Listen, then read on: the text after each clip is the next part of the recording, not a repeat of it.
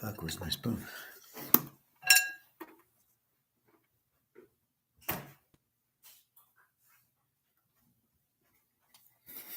Hello, my Teaserking family. How is everybody today? I was watching an interesting video on currencies and gold and everything else, which we'll get into in a little bit. Right now, it's football time. First game is at, I think, 3:30. And then a night game. So, very strange,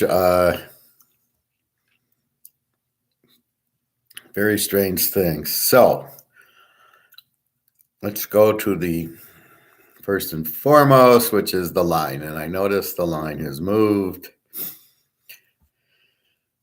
Let's review it. So I'm going to go into not just the first line, which is FanDuel, but all the lines. Bobby, hey, what? Did you get a notice that I was on or what?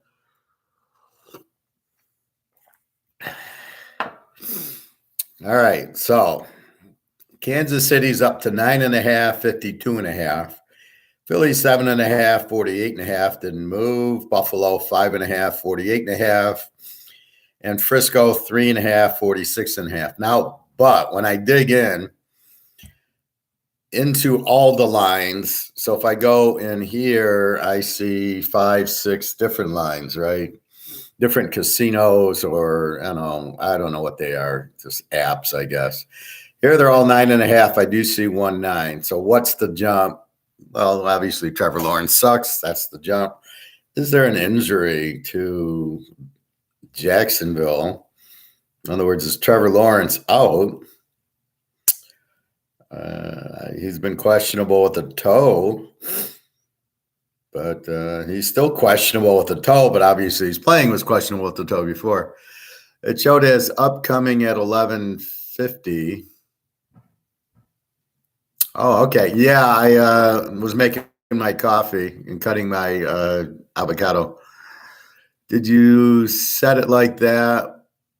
We're here. It shows the class is about to start. Well, when I get on, there's 4 or 5 steps, and then it says go live. And so just before I go live, I get my coffee or tea and my avocado, which is all cut up. So I have my stuff ready to go. So then I'm just like waiting for the coffee to heat. So before I go live, I don't want to like go live and then go run and pour my coffee. I want to do that before. And I had to do a conversation with a friend of mine who is the Vatican's behind all this, and they want us in digital dollars. So I had to respond to that by saying, and I think that's going to be an option. I don't think they can force everybody into digital dollars. You always need this, because let's say we sell our gold. How the fuck is it going to get into the digital dollar? We need to have money. And what if we're in Lisbon and we're on a taxi? The taxi isn't set up for digital. He's not even set up for credit card. He needs cash. So there's a lot of cash transactions. So my point to him was the Vatican could be behind it. Do they really want to control 7 billion people in the world with digital dollars? And most of them probably are poor and don't even have access to digital dollars. So I said, it's going to be like crypto. It'll be an option. Like if you want it, maybe Social Security, you get digital dollars, so they force you to sign up. But you still have your cash, you still have your gold, and you still have whatever else, your mantle cards. And I think that's what I'm saying. That's what I think will happen. I don't think they can force everybody into digital currency, but it will be available. So if I go to Europe and now I change for a euro and I have dinner and do everything, I'll still be able to do that. They're not going to get rid of the cash. Okay. Hey, Eric, good morning. Hell yeah, let's hear some NFL analysts for today's playoffs. You got it, Bobby. I'm in the middle. Was hoping the Chiefs would go down to 9.5, but it's just stuck at the damn 10. I got 9.5. Morning, Nick. Thought on KC +1, KC over 43, Giants 18. 18, thinking 17 units. The real play on the game's Jacksonville and the points, not that they're going to win. KC over, obviously. I'm leaning towards Philadelphia, but the Giants and 18 is probably good. But I could see where Philly could blow them out. But I think what you're thinking is we've already got the Sunday play, which I know what we got. So you want to get a play for today, and I'm not sure. Yeah, Nick likes the action. What would I play? Well, my play today is Kansas City over with Philadelphia in a 2-team 6-point teaser. I really, especially at 9.5, I do not like Kansas City. They don't have. So if we go into logic and why I pick games, they worked last year. TK remembers. Yeah, I think it was 2 years ago. I hit every playoff game. I was like 10-0 in the playoffs. I get on my streaks, and I'm on a good streak this year. So if I'm betting defense, then the number one play is the Niners. The number two play is probably Cincinnati. And then you got Philly as a 20. And then in this Jacksonville KC game, it's an over game. Neither team's got a great defense. However, with the 55 sacks and Spagnuolo, who we all know loves the blitz, I think Spagnuolo blitzes Lawrence. He does shit. I think you get over because I think KC puts up 40 on them. KC's they saw what happened last week, right? 27-0. So KC's gonna sit there and they ain't stopping blitzing, right? They're gonna and they're not gonna stop scoring, right? They're gonna say we don't have enough. It's only 27. Well, they blew the 27-0 lead last year. We got to get into the 40s, and all we need is 43. We need 46. Jacksonville seems to be able to score. I mean, they run at Tanine. Lawrence, I don't know. He's got a banged-up toe, but he's questionable. But I question that he's not playing. So I don't see why the spread went up to 9.5 other than that. Now, I thought Chocolatey Clear was playing, but now he's doubtful. So how does he go from probable to doubtful? That kind of pisses me off. Either he can play or he's not. Now he's questionable. So he goes from probable with an ankle to doubtful with an ankle to questionable with an ankle. Now, I don't care if Chocolatey Clear plays or not. It doesn't matter. He's a great running back, and he went to LSU, so we got to like him. But that's it. So I don't know what's causing the 9.5 versus the 8.5. I thought the 8.5 was 2.5. Under a field goal, I like KC. So Nick. KC +1. Yeah, I don't see them losing in the over. The Giants in 18. Yeah, let's see. The Giants, I see 7.5s and I see 8s. A lot of 8s. So really the only 7, I see a 9.5. Whatever this SI is, was that Sports Illustrated has a website now? Everything else is 8. And FanDuel 7.5. It's kind of interesting how FanDuel's the outlier. The Giants in 18 is interesting. However, like I said, Philly leads the league with 70 sacks. They're gonna blitz the fuck out of Jones, and he can't throw. He relies on running, but they'll put a run blitz in to prevent him from running. So I don't know. Barkley ain't going anywhere today. So I don't know. This is a tough one. This is really the one that caused me the most grief. I ended up taking Philly -1, figuring they're going to win. Hurts if he has to do a touchdown at the end to win, is going to win, but I think Philly wins at home. Forget that they're the 1 seed because they're not playing like the 1 seed lately. They're playing like the 5 seed.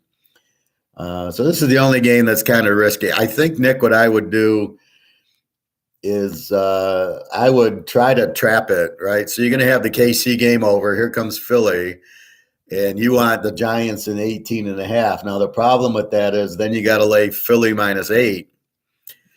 In a trap, you'd be better off taking Philly +2.5 KC's bets win, and now you trap the Giants in 8 or 8.5, which is very likely that they keep the game within a touchdown, and you trap it because this is such a hard game. But I think Philly plus the 2 is the way to trap it, not the Giants in 18.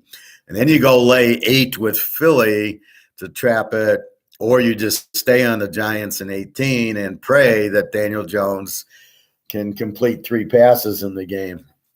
I mean, you're really, if you think about it, you're betting on Daniel Jones, which is really, in this type of game, I don't know. Now, maybe you like the 18 and just stay with it. For a trap point, I would make it Philly and then take the 8.5, probably be 8.5 by game time with the Giants. That's one way to do it, or you can take the 18 if you really, I know you're New Jersey, so you might want to just bet the New York. That would be fine. Cincinnati, Buffalo. Nick said he saw 6s. I got 5.5, 6, 5.5, 5.5, 5.5, 6, 3.5. 6 and 6. Now Cincinnati, the reason the line moved up was a guard and a tackle are out for Cincinnati, and they just lost the guard and a tackle. So they're on their 3rd string guard and tackles. Now, Bobby can relate to this. So do you think the 3rd string guys aren't pros? Do you think they're not from Notre Dame or Ohio State? You think they're on the team and they're not good? This is where I have my point of they're all pros. Now, you can not replace Joe Burrow with next man up, or Jamar Chase with next man up, or Montana, or Brady, or Rodgers. The next man up doesn't work because they're not all even. This isn't socialism. There's different skill sets as we teach. So are the guard and tackle, now you've already lost the first team. So you've already replaced the first team guard and tackle. Here's the second team are now out. So now you got the 3rd team, and now you've had to bring in a 4th team. But how many guards and tackles are there at Ohio State, Alabama, LSU, Georgia that didn't get drafted that you bring up? My point is they're all pros. These are guys that have talent. All they're doing is blocking. It's not like they got to be the quarterback or the receiver. It ain't hard to block. Just stand there and don't let this guy go through. I don't think there's a big skill set difference between a guy drafted in the 1st round and a guy undrafted from Notre Dame. I think it's the same skill set. If they started at Notre Dame and they're not drafted, and they started at Alabama and they're drafted in the 1st round, I think they're even. What is pass blocking? You're just getting in the guy's way. It's not that difficult in my mind to get in the guy's way, and therefore the skill set for the 3rd or 4th team Cincinnati guys, it's not like Buffalo's got these wonderful defensive linemen. Von Miller's gone. They can't replace Von Miller. They're giving up 30 points to Miami's backups, and they're giving up 23 to New England with Mac Jones. So what the hell do you think Burrow's going to do? So it's not like Buffalo's got this wonderful defense. They're going to shut him out. So my point is they're overreacting to the guard and tackle being out. That my point is the replacements are pros also, and they're going to think, and that's my thought to Bobby. In baseball, I know there's a big difference. Obviously, you see the 150 hitters, but if the guy is in the lineup, he's a professional. He can probably hit, or he wouldn't be in the lineup, even though he's taking the place of, Barry Bonds gets injured. Nobody can replace him, but he gets injured. Let's say your shortstop gets injured and he hits 220. You bring in a new shortstop. Is it really he's a professional. Obviously, he wouldn't be on the team. Are you really getting hurt?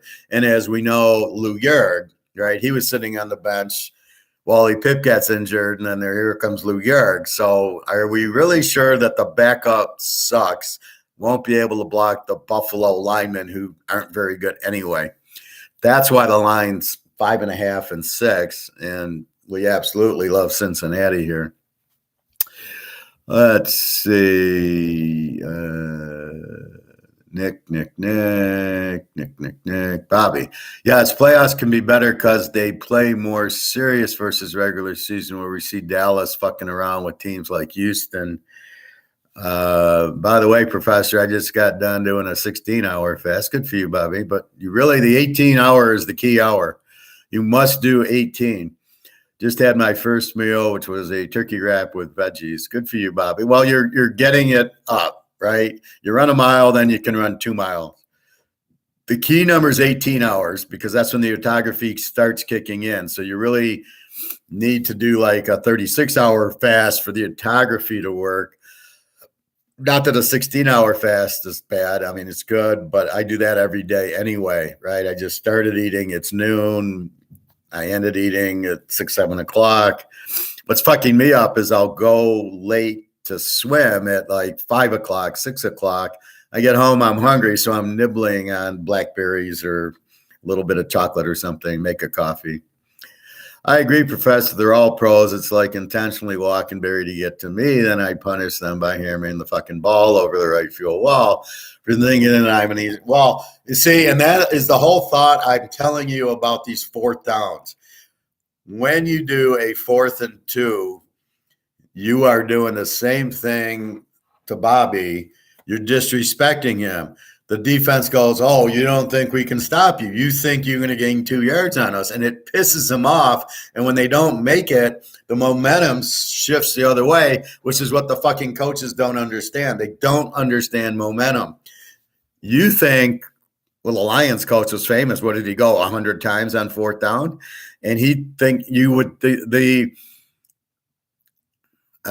idea that you think you're going to make it so often is fucking ridiculous because, they're just thinking we're going to make it 100% of the time. What was Green Bay thinking?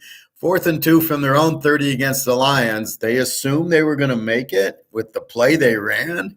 At least run the Dave Casper play action pass because they play you for the run. So that always will work. But that's the thing. It's a very disrespectful thing when they go for it on 4th down or the intentional walk. But what I'm even saying is if somebody gets injured and the other guy comes in who you've never heard of, he's still a professional ball player, be it baseball, basketball, or football. A little different. Basketball, there's only a few guys. So, yeah, you do have superstars. But offensive linemen, you don't have any superstars. There's the first pick in the draft could be, and they did that. Fisher was the first pick for Kansas City from Western Michigan. Didn't help them at all. Didn't notice them at all. All you got to do is blitz. And if you blitz 6, it doesn't matter who your linemen are. You're fucked. And that's what Kansas City is going to do today. As well as Philadelphia. They're both, Philly doesn't get 70 sacks without blitzing.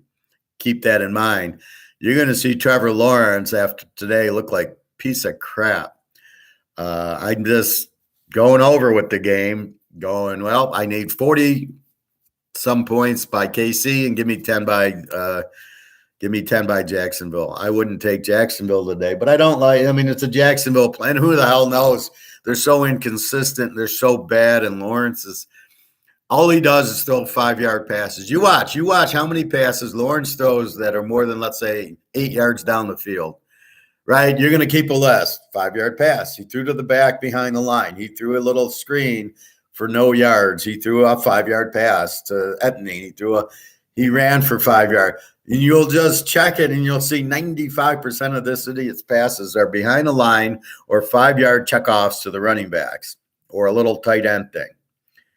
Oh, he's a great quarterback. Well, what? He does a 20-play drive like the fucking Army Navies and dinks and dunks 5-yard passes because he can't read anything. And as soon as you blitz him, and I saw – to jump to Josh Allen, I have to because it's the same thought. There was a stat I read yesterday. Josh Allen, when you do not blitz him, when there's a 3 and 4 man line, he's number 2 quarterback in the league. What do you think happens when you blitz him? Yes, he's number 28 in the league. When you blitz Josh Allen, he falls apart. What do you think Cincinnati's going to do? This has been my point about Josh Allen, why I really don't like him. He can't read defenses, and he can't handle the blitz. I guarantee you Tom Brady versus the blitz is probably number one. He sees it coming. He knows where to dump it. The fucking guy on the Tennessee quarterback, whoever, I can't remember his name, can't even read a blitz and gets a fumble because he can't read that the cornerback on the line is blitzing. Like, what the fuck? That's just ridiculous. So keep that in mind with Josh Allen. You blitz him and he's fucked. Bobby, oh shit, I came up 2 hours short of the real fast. Oh man, this is bad news. When I found out my kangaroos were worthless. What do you mean your kangaroos are worthless? Kangaroos aren't worthless. Why do you think that? Your gold and silver are not are going to save you, not worthless. Yeah, Joshua Dobbs, yeah. How do you remember that name? I mean, he's like a 7th-round pick on his 12th team in 5 years, and he plays 5 games so far, and he just sucks. When the Steelers drafted him, again, it's like, what the fuck are you drafting this guy for? If you watched him at Tennessee, you knew he sucked. This is what blows my mind. I can see these guys in college. I'll tell you, I would draft Rising and Hartman, and I wouldn't draft the Alabama quarterback. I would take Stetson Bennett over a lot of these guys. Why isn't he the number 1 pick? That guy's great. All he does is win every fucking game. All right. Philadelphia 7.5 is a bunch of 8s. I see 8, 8, 8, 8, a 9.5 again with this SI. This SI one's really strange. So most of them are 8. Buffalo, Cincy. There's 1 6, a bunch of 5.5s, another 6. Here are the SIs 3.5 Buffalo. It's just, who is this SI? So SI is the red one, right? Look at that. 3.5 on Buffalo. Everybody else is 5.5 and 6. And again, this is for the linemen. But my point with the story is, Cincinnati's, they're going to be okay. They're planning on, okay, we know we got Heckle and Jekyll as our left guard and our right guard and right tackle, whatever they are. We know we got to be careful with them, and off you go. So, yeah, linemen are out, but linemen are probably the easiest to replace. Just stand here and don't let that guy hit Burrow for about 3 seconds. I remember him because of his days in college. All right. Frisco, 3.5, 4, 4, 4, 4. SI 6.5. Look at this SI, man. What the fuck? And 4. So everybody's a 4, but FanDuel here at 3.5. So that's what we got. I meant when you said a few weeks ago that my kangaroos were not real money like the Eagles, but I know you're right, Professor. No. I'm not saying. Well, what I'm saying is that the actual gold and silver are actual money, but the bullion. So the difference between the American Eagle silver that says $1 and the bullion kangaroo is that the Eagle's real money, the bullion isn't. But we don't care about that as real money. We care about it. It's an ounce of silver. And when silver goes up in value, then that's what you'll do. So I got some interesting news on gold and silver. We'll talk about when we're done with football, which is why I just put it in order last night for more kangaroos. All right. You know what I saw for you, Bobby? I saw a silver cougaran. You can buy silver cougarans, which are very nice. It's like a deer. So you can get that too. I saw one of those. I only hold the gold cougarans, which are 1 ounces, but lots of that. So when we break it down, KC now at 9.5, but still 52.5. So people are betting Kansas City. Now this goes back to Bobby's comment. No, this goes back to I think it's Phil's comment yesterday. He says, do I like it when the line moves with me or against me? Like, do I feel better when the line moves? Here, why is the line moving to 9.5? I almost like Jacksonville that the line moved to 9.5. I feel better that Frisco moved from 3.5 to 4. My first thought when the line moves is there an injury? And that's my first thought. So on the Niners, 3.5 goes to 4. I feel better that, okay, everything's okay. Buffalo, 5.5 and 6 is bullshit because they're looking at the injury and they're missing the Burrow part of it, and they're missing Buffalo's defense sucks. Philly, 7.5 to 8. Who knows? And then it's KC up to 9.5. Again, I don't know. Now, let's talk about Dallas Frisco for a minute. There's so many people picking Dallas because of the Tampa Bay game, right? Oh, they're totally missing the Niner defense. They're totally saying, oh, Brock Purdy won't have a good game.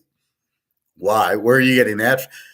I can say Lawrence won't have a good game, and I can probably say Daniel Jones won't have a good game, and I can back it up with support. I don't know where you're getting Purdy with 13 touchdowns and 4 interceptions is not good. He's got McCaffrey and Deebo Samuel, and he's got the tight end. So what are you talking? Like, where's this guy just really guessing? You don't have a clue. It's the Bitcoiners. Well, I hope Bitcoin goes up. Well, I hope Purdy has a bad game. Why would he have a bad game? Keep in mind what you're seeing. This is what I warn you against. People are looking at Dallas beating Tampa and applying it to Frisco. Well, look how good they were against Tampa. Look at Prescott and and they stopped Brady, and so therefore Purdy won't do anything.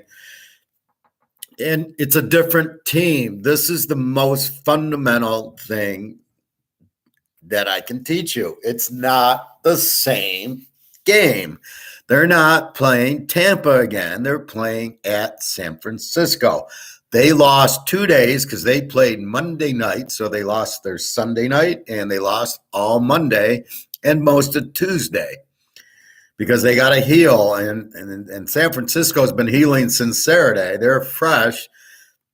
The Sunday game, Baltimore, Cincy was Sunday, right? So Cincy wins. They have Sunday night to start healing and hot tubbing and ice tubbing.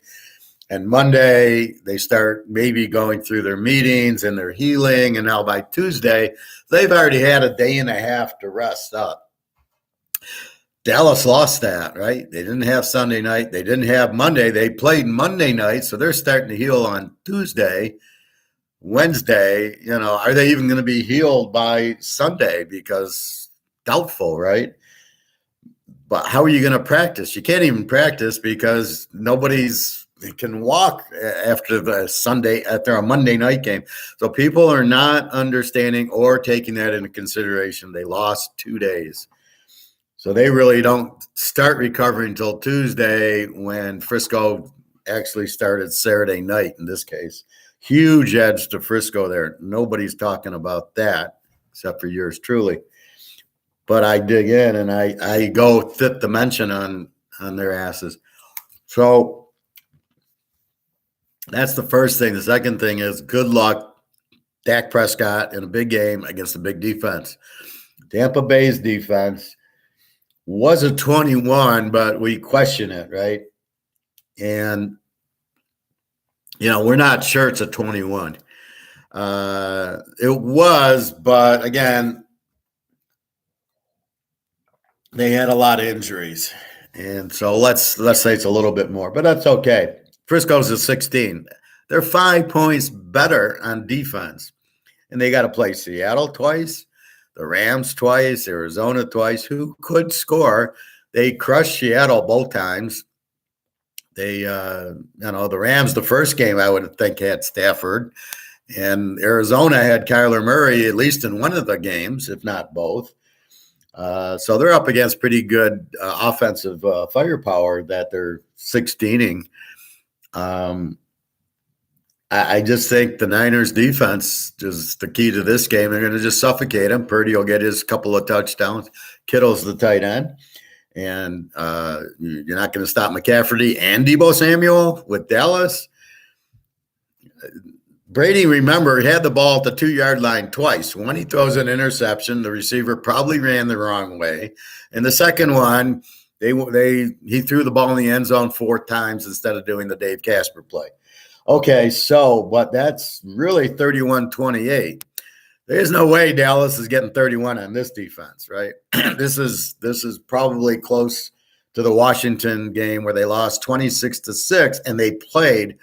I thought they laid down against Washington. They didn't lay down. They got crushed by the defense of Washington, and Prescott threw his interceptions, threw a pick 6. They fumbled 2 punts. So what Dallas team are we going to watch? The one against Washington, they lost 26-6 to that shit, or the Tampa Bay game? Nobody remembers the Washington game, and they had to win. If Philly lost, they would have won the division. So don't tell me they didn't play. And I'm saying to you, this is what happened. So that's what I'm looking at. So again, this is based on them beating a weak Tampa team where Brady threw the ball 60 times and they didn't have a running attack. And we know McCaffrey, Deebo Samuel, Frisco's got a running attack. And he can throw the short passes. And he's got a guy named Kittle who's going to give Dallas all sorts of fit. And good luck, Prescott. I give you 2 interceptions by Prescott.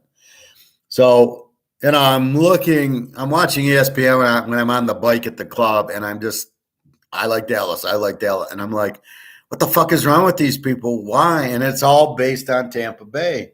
So keep in mind,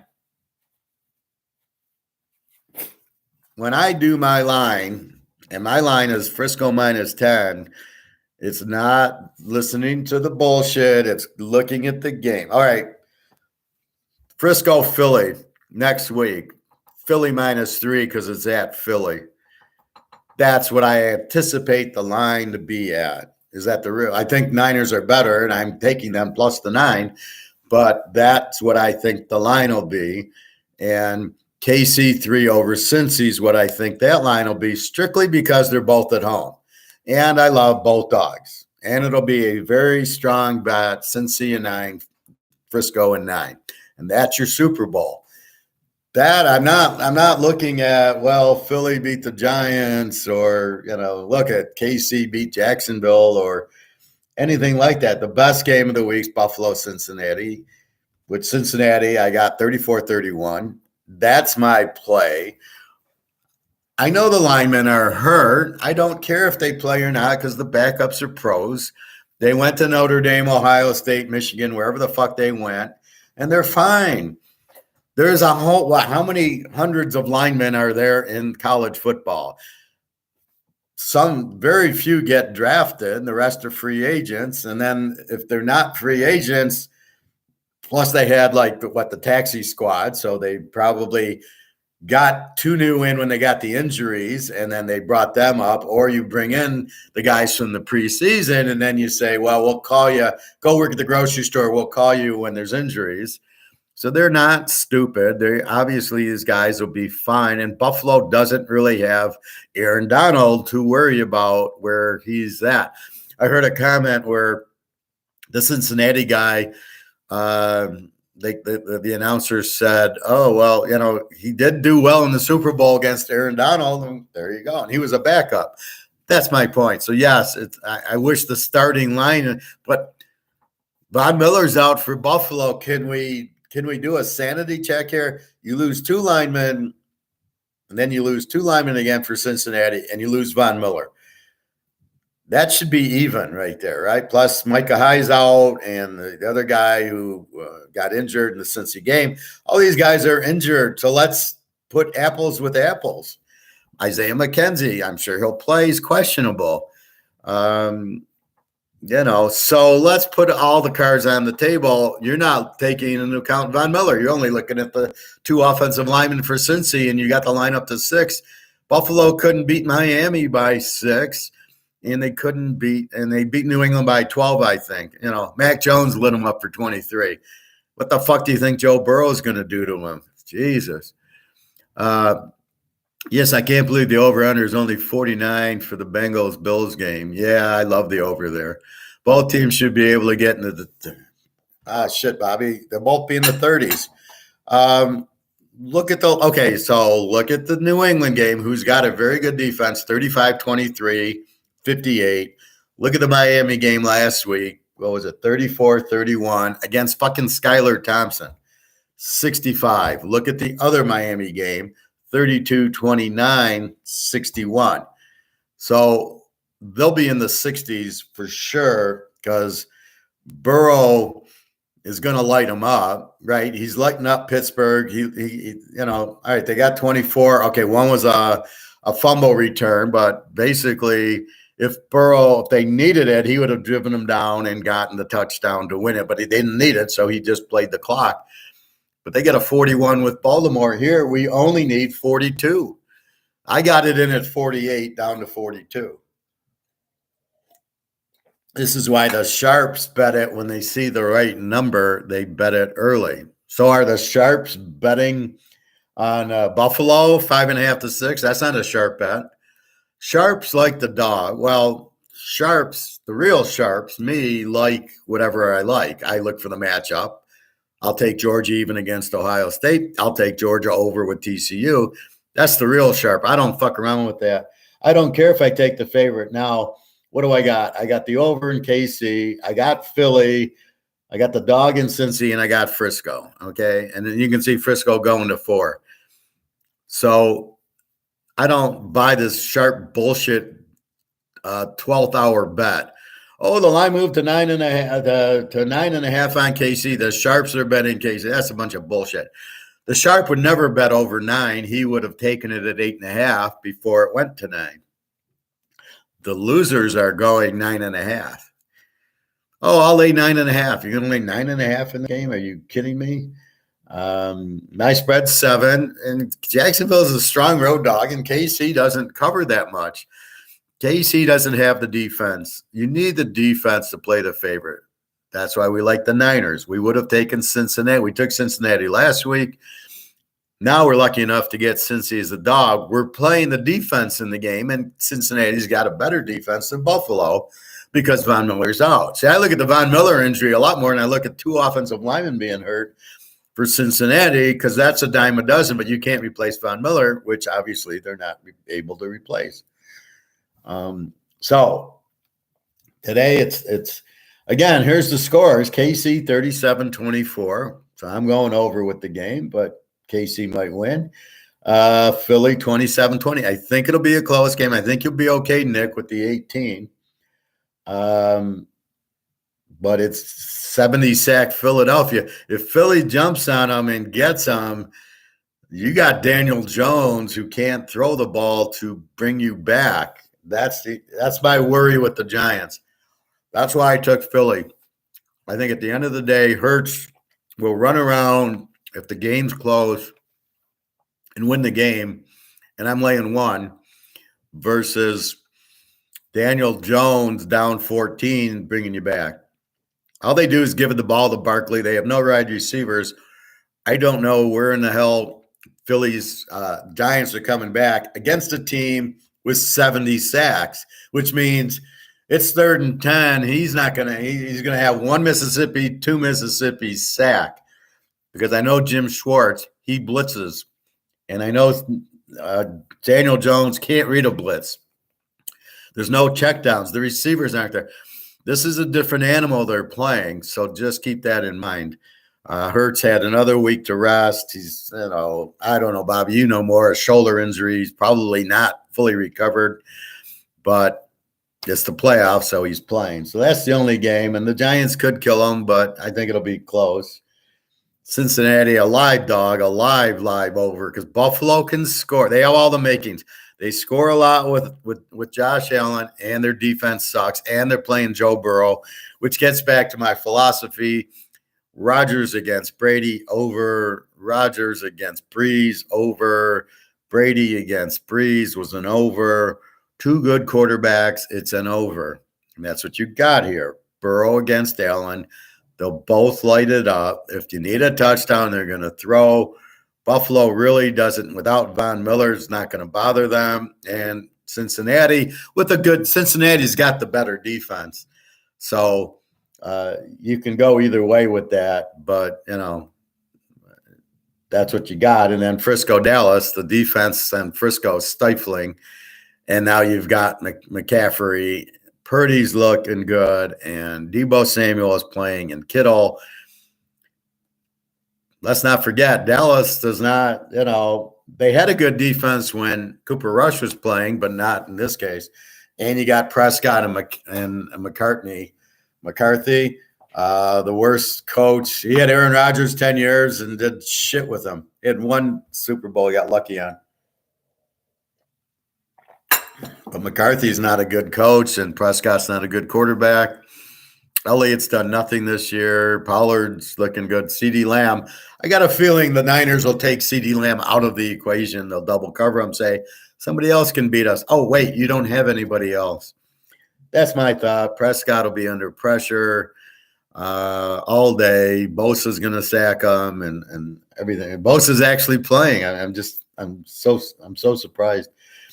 So again, you're betting the defense there. The defense wins the playoff games because you get a little tighter. You're a little more conservative. I doubt Dallas is going to go for fourth down. The only fourth downs you should see in this game are 4th and 1 from the other team's 35 to 40. Even then, if I'm the Niners, I'm never going for a fourth down because I'm fucking up. I got the defense. I want to pin them at the 5-yard line and say, go ahead.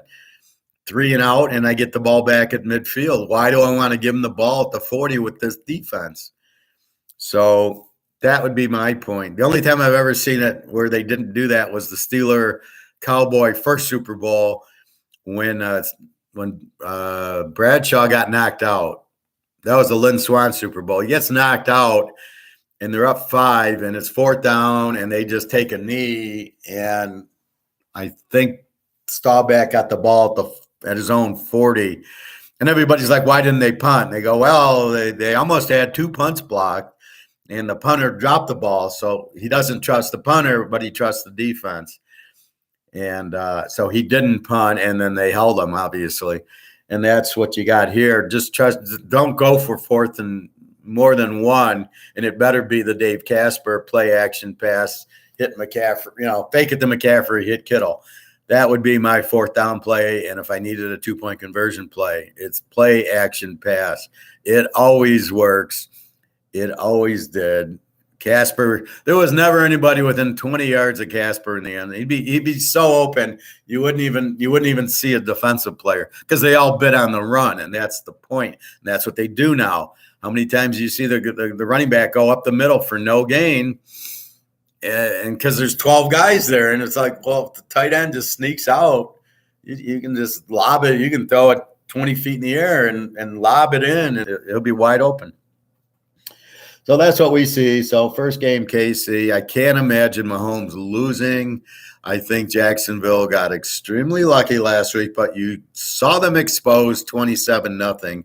The difference is Spagnuolo is not going to sit on his ass in the second half like the San Diego's did. Why the San Diego coach isn't fired is beyond me. He's got the talent.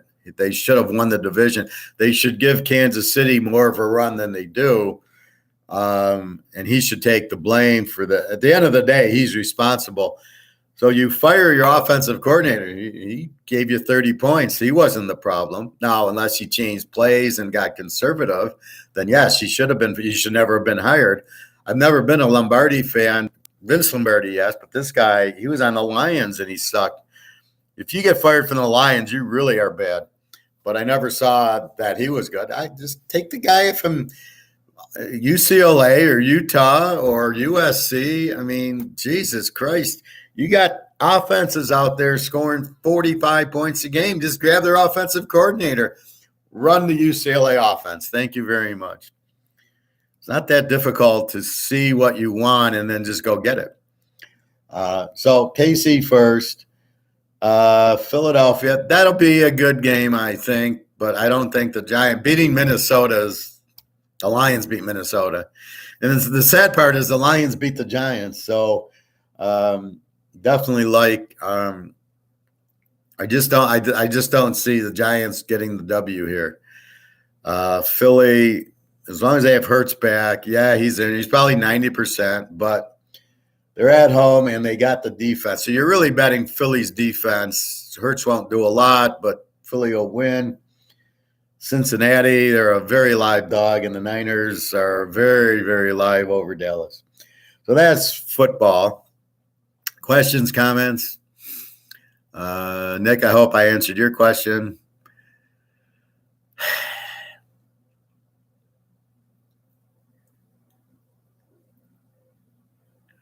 Both teams should be able to get in the 20s. And the game being played at the neutrals, no, it's in Buffalo, I believe. I think so. Buffalo's favored. If it's at a neutral site, I even love Cincinnati more, but I think the game's in Buffalo. I just remember that neither team has home field. That I'm not sure because they both won, so I'm not sure. That was fucking hilarious what you said toward the end of yesterday's show about going to the gym hot tub and telling people, are you in gold and silver? No, go fuck yourself. Well, I only say that to people that disrespect the professor. Yesterday, there's a couple of guys that I do not like were in the hot tub. I just ignore them. I've already talked to them about gold. You can see they don't want to talk. So I just walk right past them like they don't exist. Oh, are you in the hot tub? No, I don't know. I don't know who you are. You're too stupid to talk to and too disrespectful. We can't have a normal conversation, gold and silver. And the problem I have, Bobby, is I know I'm right? It's not like we're talking about things like electric cars where I really don't know how they work, so I can't really comment, stuff like that. But what I can comment on is what I know, which is what I do, which is the health, the diet, the avocado, the football, the gold and silver, and Austrian economics. So I can talk about those because that's what I am trained in, and I have a master's in them. So that is why when I talk it, now, I was just watching a video of my guy, and I will show you the video.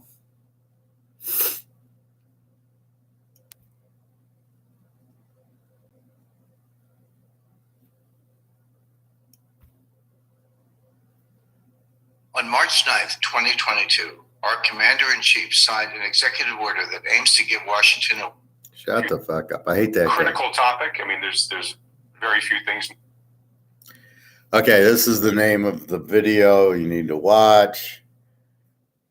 Now, this is our guy from England.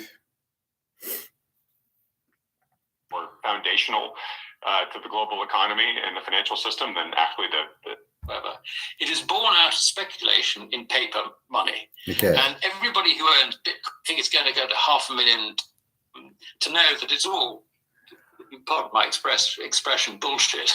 Okay. It's just guesswork. Okay. It really is. Totally exactly. But I think it's fair to say, given...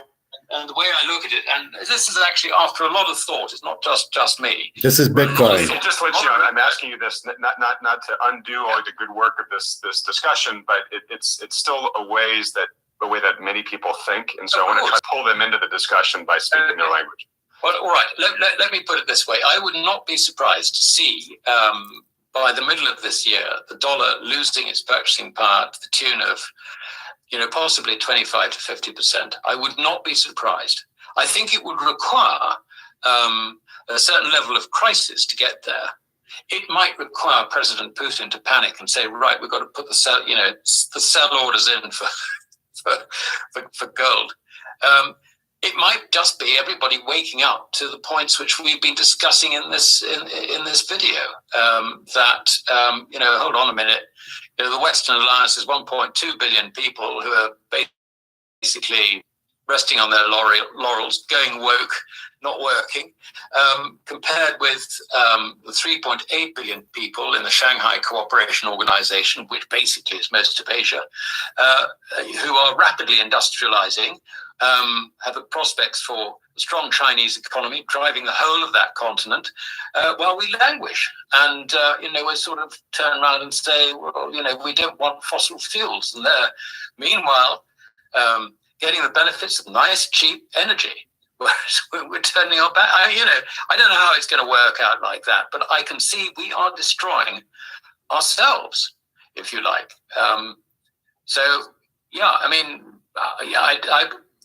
I never ever put in targets for the price of gold or the price of anything, because I know from my own personal experience that it's never right. It's just estimates. So I'm sorry, I'm going to duck that one. But what I will say, look, saying that the dollar might lose 50% of its purchasing power this year, people can do their own math. It could easily do that. And I may be underestimating the loss. I may be overestimating. Who knows? We can't know. I mean, I've read enough documents about the prospects for the future to know that it's all, pardon my expression, bullshit. It's just guesswork. It really is. Totally, exactly. But I think it's fair to say, given your current outlook, you see good potential for dollar down hard and gold up as measured in other currencies, which you encourage people not to think about it in any ways. Yeah. All right, and then last. It's super unfair for me to ask you this at the end, because I'm sure you could opine about it for a lot longer. I just know if I don't ask it, that we're going to get a lot of comments and the questions from the people that follow this closely. And I hate Peter Schiff. A huge percentage of this audience, by the way. But is there a role for You'll love this Bitcoin, crypto to play here, or do you have a particular against crypto as a potential solution here? Because of course that's what you hear from a lot of people, which is like, oh, well, if gold's going to be good about protecting your purchasing power, crypto's the real answer. Absolutely. He's the good guy. The answer This guy is no. I don't see it having any role whatsoever. It is born out of speculation in paper money, and everybody who owns Bitcoin is thinking that I bought it at $15,000 or whatever it might be, and I think it's going to go to $500,000, $2 million. They're all bulls. And the point about being bullish about Bitcoin is you buy it at one price and the hope that you're going to make a wonderful profit in dollars. That's actually what it's about. Now, the whole of the crypto industry is going through massive problems. I don't need to dwell on those. So far, it hasn't affected the price of Bitcoin, but it's hard to see how the exchanges and the whole sort of crypto structure is likely to survive. I would also make the point that there is a legal distinction in criminal law between money and credit on the one hand, and other forms of assets, which also include cryptocurrencies. And the distinction is this. If, let us say, you have a painting on your wall and someone steals it, and later on you find it on someone else's wall, someone who bought that painting in good faith from another party, it's still your property. You may have to go through a few hoops to prove it, but it's still your property. You can claim that property back, and no compensation to the new owner, in inverted commas, is required. This is the basis on which Jewish families in particular have been recovering assets stolen from them by the Nazis. So that is one category. Now, when you look at money and credit, if someone, let's say, breaks into your house and steals your wallet with lots of lovely $100 notes in it, or $1 notes, depending who you are, and then goes and spends them in a shopkeeper takes them in good faith, you can't claim that back. It's a very important legal distinction. And this again goes back to Roman law, the difference between money, credit, and other forms of property. So now we turn to Bitcoin. Bitcoin is not legal money. That's the important point. Furthermore, it has a blockchain behind it, which means that the authorities can work out if the Bitcoin that you own or was last seen going into your wallet was the proceeds of crime from someone earlier down the blockchain. So you have absolutely no security of possession of your coin. Now, I've had enthusiasts say, well, they can't access my wallet and all the rest of it. But really, what they're doing is they're saying, the law can't be applied to it. I'm sorry, but that's not a way forward. That's super interesting. I'm not a crypto expert, but just from what you've just said there, Alistair, let's project ourselves 10 years into the future, and you've got some Bitcoin in your wallet, your cold storage wallet at that point in time, or wherever it is.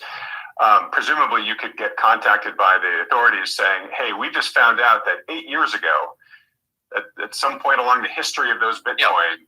It was used in a fraudulent activity, and therefore the claimant prior to that is really the true guy who's got the claim on this Bitcoin. So we're going to take it back. Exactly. And they can access all the records of the miners. And not only that, but every exchange where you might have bought this, if you haven't got it, from a miner, has to do KYC, know your customer, money laundering regulations and all the rest of it. So you will be identified as the last person to which that little, whether it's a whole Bitcoin or a part Bitcoin, actually went. So the idea that the authorities, can't track you down if they really have a go at Bitcoin is not true. They're already doing it, from what I understand. So this is a very important weakness. I mean, the idea of the blockchain as a self-auditing process, brilliant concept. But in terms of property, property rights actually turns out to be very, very bad news. I also think that it's quite possible that as the whole cryptocurrency thing collapses, which it is doing at the moment. I'm not saying that the collapse will actually be Bitcoin, but it's all the others. I think you will find that the authorities will feel keener to clamp down on this sort of speculative activity, and they will make it extremely difficult for you to buy and sell Bitcoin. Okay. And there's all sorts of questions about Okay, folks. So all you Bitcoiners out there, now you have it. Yes, the guy answering the questions, the bald guy, is the Austrian economist. He's a banker from the UK. He's the one that I listen to. He knows, as you heard. He's also predicting. He's very careful with gold. He'll say gold is, he doesn't know the value. I'm guessing 50,000 is a guess, but it's approximately, you've just printed a lot of money, and that's in US dollars. He's saying, when he says, it says gold doesn't go up, the value of the currency drops, right? The purchasing power. And he said he thinks it'll go down 25 to 50% by summertime, which means gold has to go up because of the purchasing power of the dollar, which is what I teach you, since this is bullshit and this is gone and this is now going to be this. Gold has to go up because this value is dropped. That was my whole point. And so he's saying he doesn't know the value, but it could be really high. It should be really high. And silver too, Bobby, don't worry. And what he's saying is gold is real money and silver is real money. The rest is paper money. And what he says is get out of this, which is what I'm telling you also. So you want to get out of this because this is going to have no value. The gold and silver is the only real money. And then so that's going to go up. And he's saying, so the guy asked him a question earlier. What's the name of this? So the name of this is Major Wipeout. So you can get the title of it. Wealthy On is the thing, major title. It's what, 9 days old. I look for anything this guy gives, the guy with the glasses, anything you see with him, I listen to. So he's saying that, like a guy asked, he says, A, it's not an investment. So you want to get as much gold and silver as you can possibly get and get it now. He says, it's not like an investment or a stock where you see it dip and you buy on the dips. He said, you just buy it and you buy as much as you can. That's the point of gold and silver, is you got to get out of the fiat currency stuff. And if you heard with the Bitcoin, he says, and Bitcoin's priced in dollars. And if all the dollars go to zero, what do you think is going to happen to Bitcoin? He says it's all going to crash. Now, what was everybody's point of Bitcoin? Oh, I'm safe. I'm out of the thing, which is why we buy gold and silver. They can't touch the gold and silver. We have it. But look what they're going to do to Bitcoin. Oh, Russian mafia was laundering the money and you bought it. We're going to take it back from you.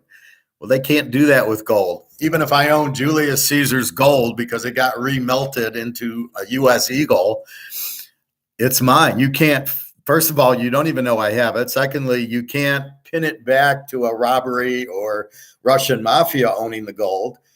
There is nothing there. It's all secret, and I bought the gold and it's in my safe, and that's it. You can't fuck around with it. But apparently with the blockchain, they can go back to the Bitcoin, say, oh, Putin had this. He's a war criminal. We're taking your Bitcoin because Putin had it.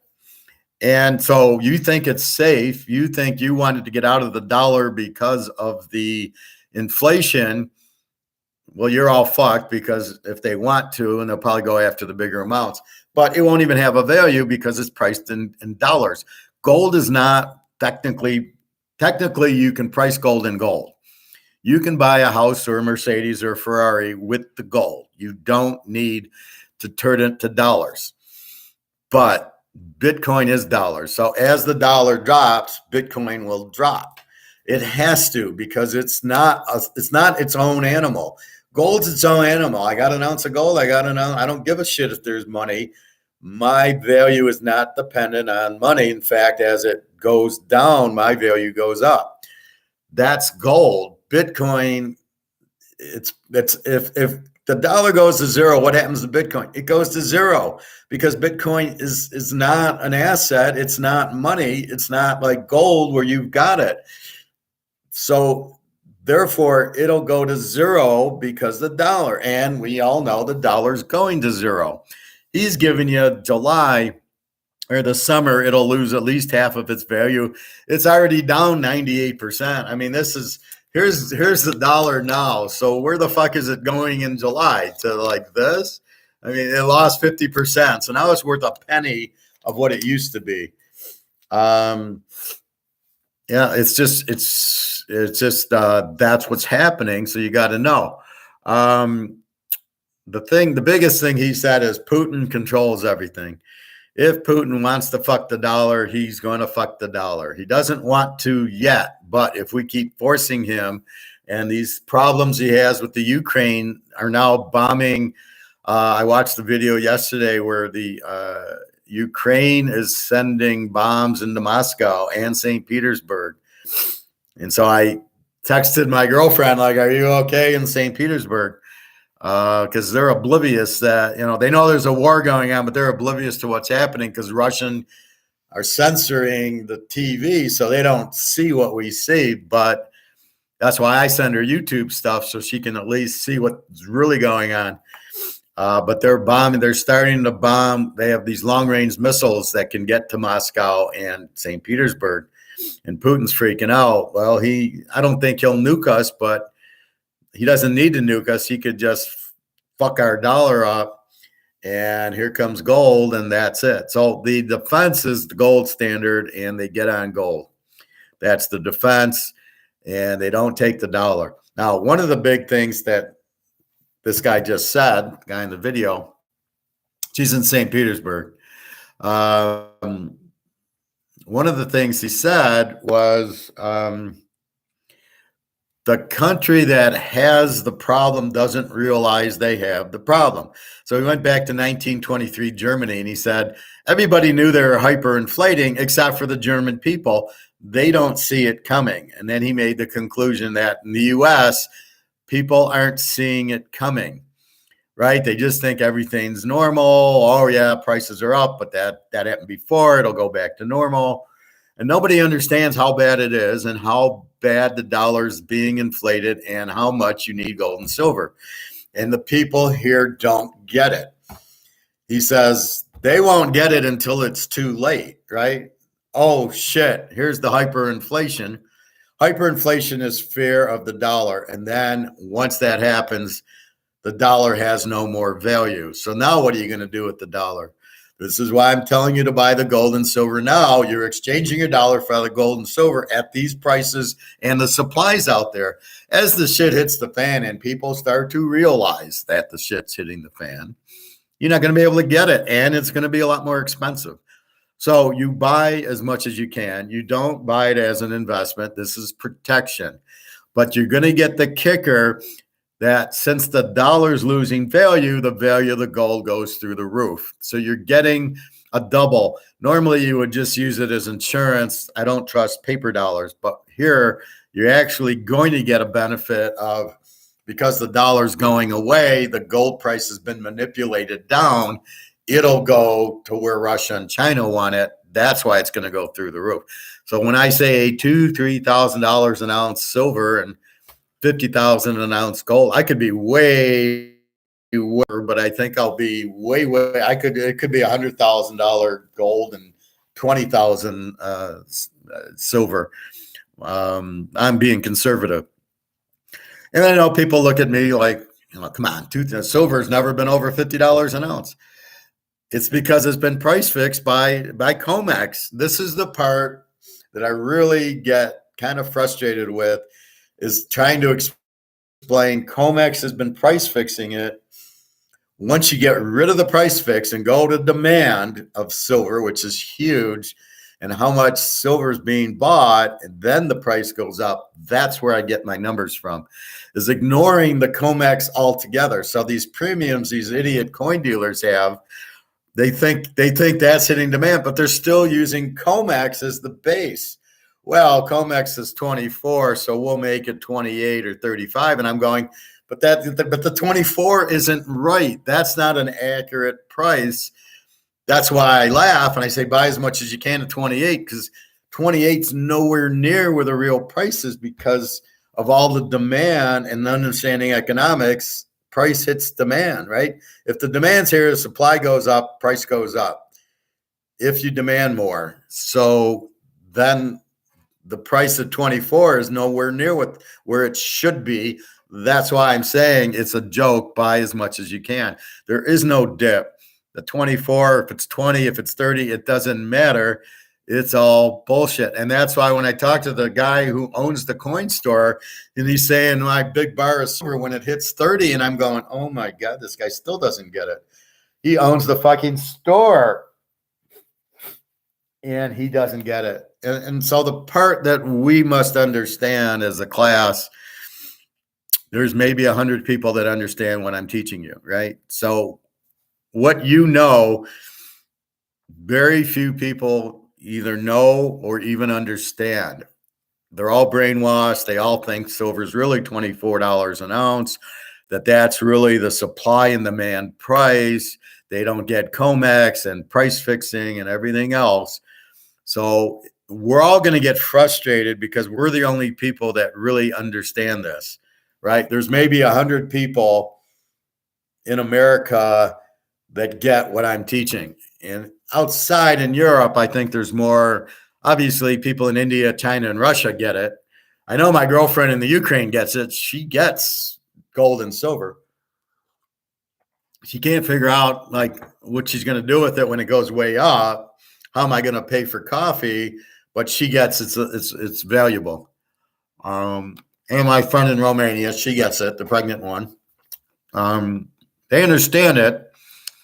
They're not sure how to transform it into dollars, but they get it. They know in Europe a little bit more, but in America, they don't teach it. It's all Keynesian, which Keynesian's really communist. MMT, modern money theory or monetization or whatever the fuck it is Keynesian. If you look it up, is MMT Keynesian? Yes. Is Keynesian communist? Yes, because that's what Russia is. It's really government control. So we don't want government control. We want freedom. We want to make our own decisions. That's what separates us from the rest of the world. That's why a lot of people hate Americans, because we're successful. Well, we're successful because we have Austrian economics. And the question is, why don't you have Austrian economics, whatever fucking country you're in? You should want that, but they're all, most of Europe, socialist or communist. They want the government to take care of them. So they're not really hardworking people. We are hardworking, a little bit too much, but we understand that's what you do. So yes, if you see the bald guy, the other guy I didn't like, he keeps interfering with these stupid questions and then trying to sum it up. Like, dude, we understand. We heard what he said. We heard Bitcoin's bad. We don't need you to sum it up just so you can put your 2 cents in. I normally do not listen to that guy. You can see I wasn't following that channel, but because I saw my guy on it, I do listen to it. It's an hour long, and I listened to the whole hour, half hour last night. It's a lot of what we know. It's the same thing. It's the gold. You don't, it's not an investment, but you're getting the kicker. It's going to go way up in price, but don't buy it. Don't wait for it to drop to buy it. Buy as much as you can to protect yourself. It's insurance. And basically, they're blowing up all the money. And eventually what happens is nobody wants it, which is what I teach you. The fat, ugly girl. Nobody wants her. Money nobody wants. And when nobody wants it, it will have no value. And that's what's coming. But nobody sees it. They can't see. They can't see the tunnel until I don't know how the saying is. Until it's there, whatever it is, whatever the Joker said, I can't remember it. But basically, they don't see it until it's too late. So they're not going to see that they're being fucked until all of a sudden things are expensive. The money, there'll be the panic, there'll be the hyperinflation is panic. People will call it different things, but that's not what it is. It's panic. It's people wanting getting rid of their money because it's worthless. And that's when you have the bank runs, and that's when everybody runs to Target and Meijer and Kroger's just to get out of money. They'll buy tuna and Cheerios and Oreos and anything they can because the money's worthless. That's where we're headed. We're on the train to money being worthless, and we are ahead of the game. We understand that's where the train's headed. So why wait till we get there? And that's what I'm telling you. Here's the end. Here's the train. We're on it because we're in the U.S. The only way to get off the train is to buy gold and silver. And as you just said, Bitcoin is not an option. You could lose your Bitcoin because Russian mafia money laundered, which Bitcoin is money, is Russian mafia run, and they will, if they want to, fine. No, sorry, we need your Bitcoin. They don't want you in Bitcoin, but gold and silver, A, they don't know you have it, and B, they can't take it. Hey, Greg and John. She's the woman who had a misdrop in her back ears the other day. What the hell? The fat 50-year-old woman analogy. Love it. Very well. That's the easiest way to explain it. That's the man, right? So we can show it like this, but I always know I can hit home. Do you want to date a fat 50-year-old ugly woman? No. That means there's no demand. This is why the hostages or the sex trafficking works, because they're sex trafficking pretty girls that everybody wants. And therefore, there's demand, and they will pay for it. But how many fat, ugly girls are they sex trafficking? No, I don't want her. You won't get any money for her. They don't want her. They want the pretty young things. Greg and John, the only injuries I know are the injuries to the Cincinnati offensive line, but I'm not really too worried about it. It's not Burrow or Chase or Mixon or anybody else. So nothing major. I'll get back to football in a minute, Greg and John. She's the woman who had a missed drop in her back years the other day. Bobby, are you drinking already? Please explain that comment. She's the woman who had a missed drop in her back years the other day. Good God. Had a missed drop. Please repeat that. I don't know how to answer that question, Bobby, because I don't really. What does a missed drop in her back ears the other day mean? I'll wait for you to respond to that. So Greg and John, again, we're going with the over in KC. KC's 9.5, 52.5. We like the over. Philly 7.5, 48.5. I like Philadelphia. Buffalo, KC, Cincinnati. I like Buffalo's 5.5 and 6. I like Cincy as the dog. I like the over at 49. And Frisco, Dallas 3.5, 4. I like Frisco in that strong defense. That's what we got. Where'd you go, Bobby? What are you making some more Korean? Or are you eating pig's ears? Where are you at? So that's sorry, it was a typo. I meant, was she the girl who heard a missile drop in her backyard the other? No, this is another one. So I have a girl in the Ukraine. I have a girl in Russia, as in your friend in Russia. My friend in Russia is a Russian girl. My friend in the Ukraine is another Russian girl. The one with the missiles is the one in the Ukraine. The other one, I told her that be careful. The Ukrainians are firing missiles into St. Pete and Moscow. She lives in St. Pete. And be careful, not what you're going to do. They all live in these high-rise apartments that are 100 years old. That's Russia for you, unless you're mafia. But there's two girls. I like to keep busy. So that's what's happening. I can meet my friend in the Ukraine in a different country. I can't meet my friend in Russia because she can't get out, and I can't go there. So that's a little frustrating. But that's the difference. But no, the one with the missile in the backyard is the girl I showed you. I'm Ukrainian in the T-shirt. She's there. She won't leave her family, so she stays. I'm with my son or my granddaughter or whatever. Do you think the offensive protection is going to be okay for the Bengals? Yeah, I did a little commentary on that. I think as we think, you can get any offensive lineman from Notre Dame, Ohio State that didn't get drafted, and they'll be okay. And they were on your practice squad. So when they got the first two injuries and they moved these two guys up, they put other guys in the practice squad. I think offensive line blocking is the easiest thing. You just get in the guy's way. And I think that Burrow is already in Chase thinking about this. Okay, how good's the protection going to be? What are we going to do? So he knows he's got to get rid of the ball faster. Maybe he does screens to that side or little dinks that Chase runs underneath. Boom.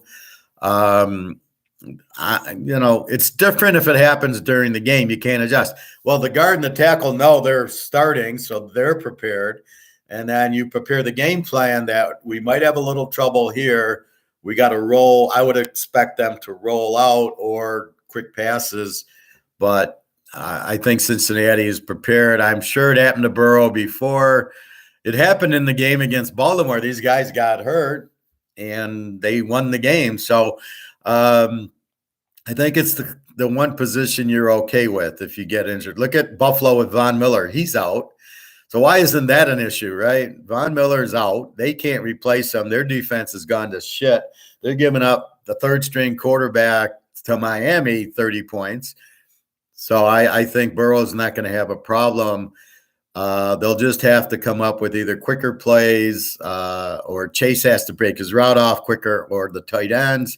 But he knows he's going to have to hurry. So he already – in his mind is understanding, what are we going to do with these two guys? How bad are they? In my retrospective is they're pros.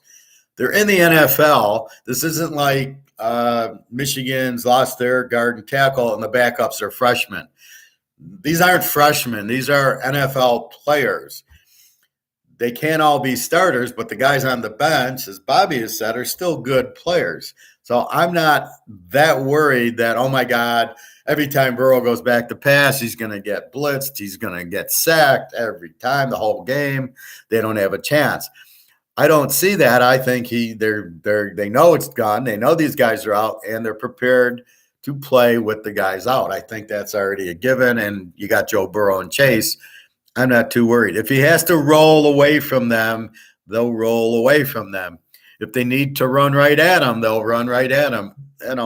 I'm not that. I don't think that's a big like, oh shit, Cincinnati's going to get shut out because their guard and tackle are out. I don't see that happening.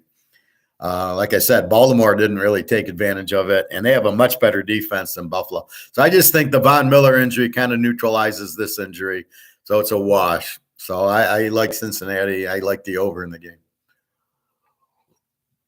I think the backups will be okay. So let's put it that way. It's probably the one position you lose a lineman, you put the next guy in. I think you're fine. I don't think that teams lose linemen all the time. Do you think Frisco's got their starting five in there, or Dallas or Buffalo? Do you think they have their starting five in there? I would doubt it. So, you make do, but I think linemen, the backup for the linemen are easier. What do? Stand there and get in front of the guy and just block him. I don't think it's that difficult. And I think if you have a good offensive line coach who can spot talent, I don't think it's like Brock Purdy. He was the last pick, but to give the Niners credit, they go, this guy's a good quarterback, even though he was the last pick. That's fine. Look at, Brady was a 6th-round pick. Montana was a 3rd-round pick. If you see talent, you see it. So if you see the lineman, you go, oh, this guy, yeah, he played at Ohio State. He didn't get drafted. He started. He's not all Big Ten, but he's a good, yeah, he's going to be fine. Like the backups on Ohio State, believe me, are fine. So when the starter gets injured, it's not like they get shut out. I mean, they still play well. You just have to adjust your offensive game plan to we got a couple of guys on the line hurt. I think that's what happened. Burrow was sacked last year on the playoffs 7 times, and they still won against the Titans. Right. But I don't see Buffalo doesn't have that defensive line that's really going to bother them. And again, Von Miller's out. Right? Everybody's forgetting Von Miller's out. So the one guy that could probably hurt you, Von Miller, isn't even playing. Therefore, does it really matter that you got the 3rd-string offensive linemen in there who are knowing they're going to play, who practiced with the first team, who obviously they wouldn't have made the team if they can't play? So it's like the backup 3rd baseman. I mean, he's still a pro or he shouldn't be on the team. So you get guys that are professionals, and when the 3rd baseman goes down, then the next 3rd baseman, he's a pro. Look at Lou Gehrig. Wally Pipp's out there, and Lou Gehrig comes in. He's off the bench. Is he going to be okay? Yeah, Hall of Famer, right? Exactly. No, Von Miller's huge. And I think it's an over game because Buffalo doesn't have a defense. When you're giving up 30 points to Miami twice and you give up 23 to New England with Jones, you ain't stopping Burrow. I mean, I think Cincinnati wins the game, but for sure with 12 points in Cincinnati, there ain't no way they're losing by 12. I mean, even if they're down, Burrow's going to bring them back. Look what Miami did last week. They're down 17-0. So it's not like you got Burrow, you're not getting blown out. So that's why I like Cincinnati, and then it should be a high-scoring game. So, yeah, that's how I look at it. So we're on the train to the end of the dollar. It's being blown up on purpose, which is even more disturbing. And to get off the train, you buy gold and silver, and you buy as much as you can. There's no limit on it, and you're getting it at these cheap prices. You have to be the smartest person in the room and realize, well, all the idiots don't even buy gold and silver, which is good for us because there's still supply left, right? I can go to my coin store, and the guy's going to have 20 ounces of silver for me and some gold I can buy. He still has it for me because all these morons aren't coming in. Now, I saw a video yesterday where somebody is saying I see a lot of people selling silver, but it's because they need money. So they're getting rid of their silver and they need money. And I'm like rolling my eyes going, what a bunch of idiots. You're selling it at what? You're getting $24, $25 an ounce for it. That if you just wait a couple of months, you'll be getting $2,000 for it. That's, and that's what I got to tell the girlfriends. I can't give you money right now, but if you wait a few months, I can give you an ounce of silver that's worth that. Now, my girl in the Ukraine with the missiles, I gave her silver and gold when I meet her. So she's got an ounce of gold and she's got about 5 ounces of silver. Next time I meet her, I'll give her a 20 thing of silver and a couple of quarter ounces of gold. But she's taken care of. So when it does happen, she'll be fine. But I can't get it to my Russian girl because I can't get to Russia. And I'm not FedEx. I don't even think you can FedEx.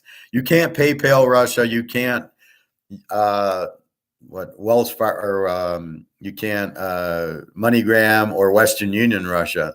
It's really screwed up because you put a sanction on Russia, but you're killing the people there.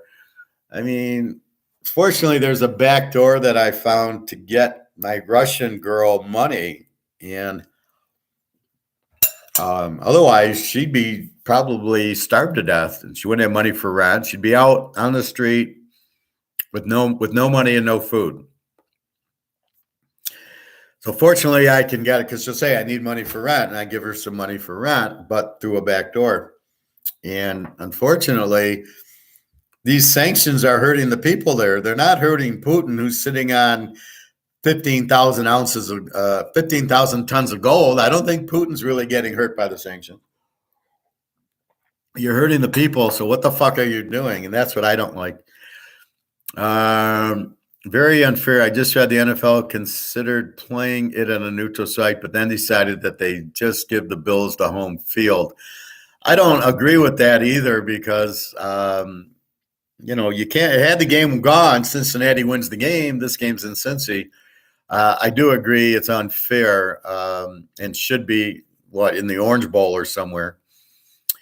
Bobby, so Hamlin collapses on the field. A few weeks later now has more followers and recognition than ever. His business and charity have now been booming, and the Bills have home field advantage.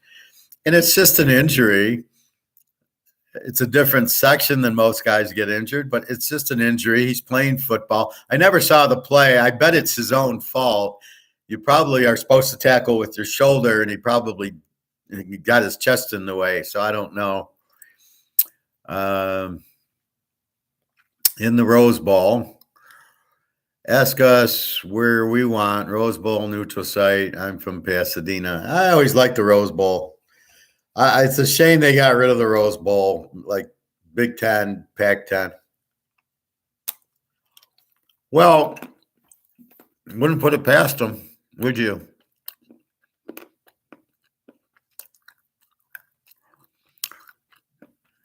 I would not be surprised, Bobby. As much as we see fixes, it's such a strange injury in football. Well, thank you, Teddy, but we don't have anything in Pasadena now. Chargers are out. Rams are out. Oakland's out. But I'll keep that in mind. Why did Buffalo? I thought the whole point of Buffalo and Cincinnati having to win the last week was to play it on a neutral field. Or is that next week's game with Kansas City? See, what you did is I thought Cincinnati had beaten Kansas City. If they beat Buffalo and Kansas City lost, then Cincinnati would have the 1 seed. So that's why I'm not worried with Cincinnati against. They've beaten KC 3 times in a row. They'll beat them again. Well, you got USC, UCLA. So we'll need you for the college.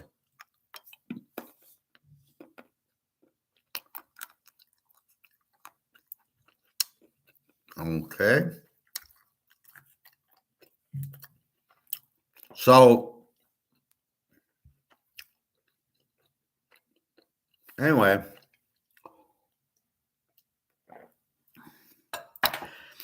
So what do we know for sure? The U.S. dollar is going away. My friend thinks that we'll all be on digital dollars because of the Vatican wanting to control everybody. And I said, I know the Vatican was involved with the Nazis and helped Hitler get out. And they're, let's say they're power hungry. But I said there won't only be a digital currency. They will be a regular paper currency, because I don't think you just have a digital currency for the reasons I said. So I want to sell my gold ounce for $50,000. How do I get the money into my digital currency? Or do I sell it in digital dollars? What is that going to be worth? You can't price it in gold. If the dollar is gone, what's the gold price? So I don't see how you get away from dollars. Plus, JP Morgan, the most corrupt bank in the world, wants to print this shit. So I don't see you're ever going to get rid of the dollar in America. You might get it in Europe. I don't see that you're going to get out of gold from Russia and China. You're going to have a yuan backed by gold. I don't think the Vatican is going to tell Russia and China what to do. I don't know who they're going to tell to do. Who's going to listen to them? Yeah, avocado time. All right, let's have a piece of avocado for Bobby.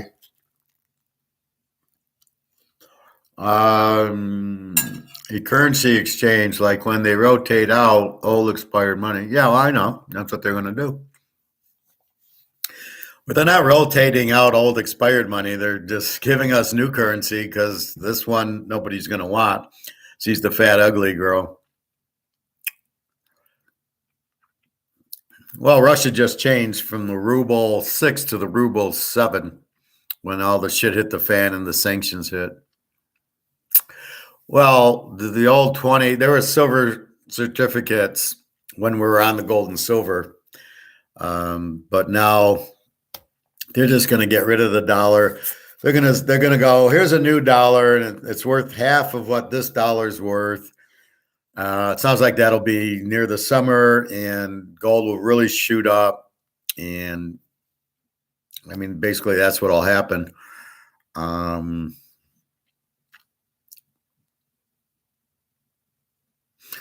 Well, the bills you're probably referring to are the silver certificates. So those were actually worth whatever silver. I don't recall if there was gold certificates, probably. So the money was always redeemable in gold and silver, and that's what we're going back to. Teddy, do you buy gold or silver? Eat raw salad heads. Okay. Didn't answer Bobby's question.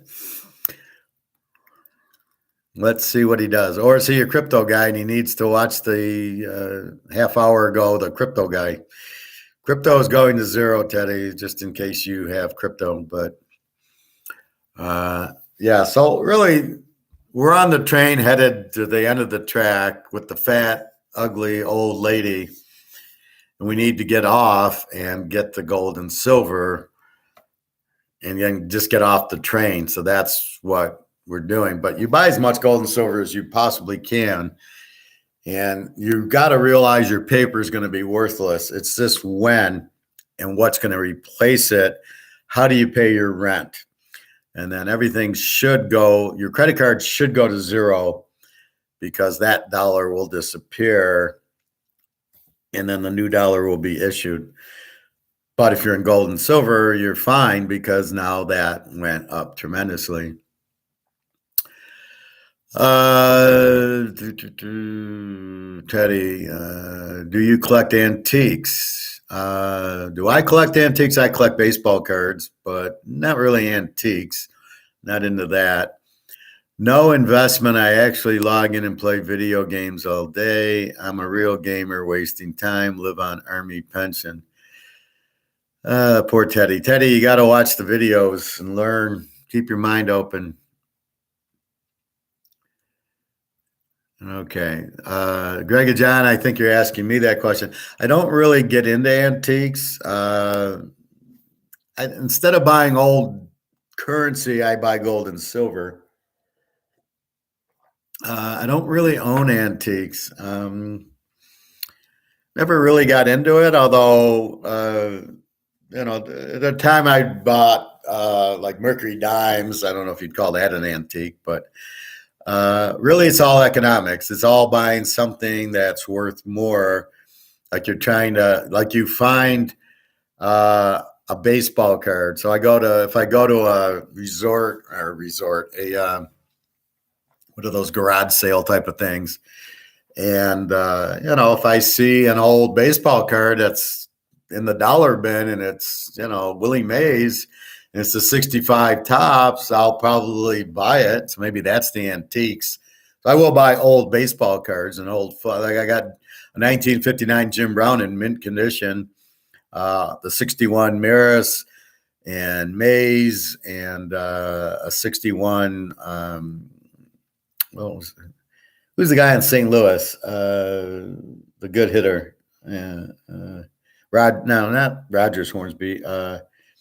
Stan Musial. I got a 61 Musial, Yogi Berra 61, and then all the 65. So that's probably as close to an antique as I do. This guy needs this class more than ever. Art, I bought a Peter Max Liberty heads, 4 Liberty heads, and I bought it for $2,000. Well, that's what I'm saying, the Peter Max, but it's in Alabama. It was too big for the car, and so it's with the movers, so I got to go down and get it off the moving truck. But that was it, but it was hard to sell it. I wanted to buy gold with it. So I get it appraised at $10,000 a head, and it was a set. They're all numbered 118 out of 300. So Liberty head, Liberty head, Liberty head, Liberty head. It's a big fucking frame, like maybe I could put it in the trunk, but it was really big. And so I try to sell it, and I look at eBay, and it's going for a couple thousand. I'm like, fuck. I call the auction house in Detroit and Sotheby's, and they're like, well, we can't guarantee. Maybe you can get a couple thousand for it. And I go, it's fucking worth like $40,000. I couldn't get anywhere near it. So the appraisal was bullshit. Probably could have got maybe $3,000 or $4,000 for it. And then the artist, Peter Max, keeps fucking printing more and more of these. This was in 1993. I got it. Me and my ex got it as an anniversary gift for each other to put up on the wall. So it was like a house, but it was for both of us. And we spent $2,000 in 1993 for it. But the idiot painter keeps making, Statue of Liberties, more Statue of Liberties. Then he'd come out with an original Statue of Liberty that would go for $20,000. It was like this was like a print. So there was 300 prints made, but the first one's the original.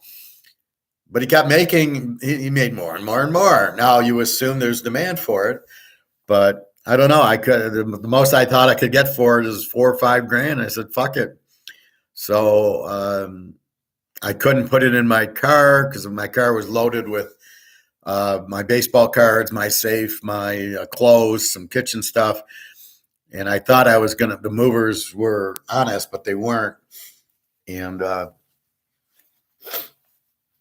be careful if you move state to state. So Bobby, if you were to move from Florida to Chicago, be careful. The movers will screw you over because they'll start charging you by square foot.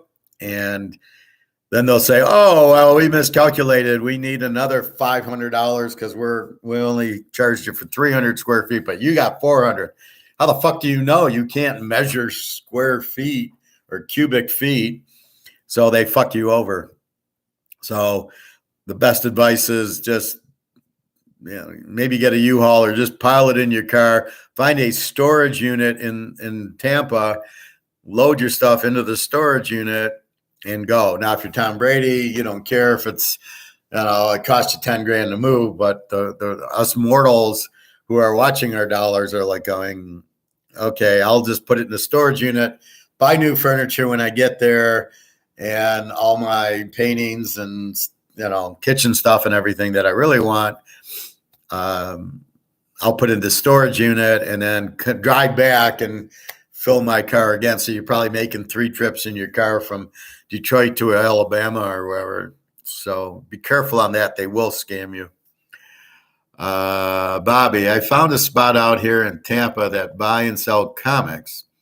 I was thinking of selling the few I have from years back and then buying more silver with it, as it's the same plaza as the coin store. So the question is, obviously, the demand for the comic book and then the condition will get you more money. So are these Batmans or Supermans?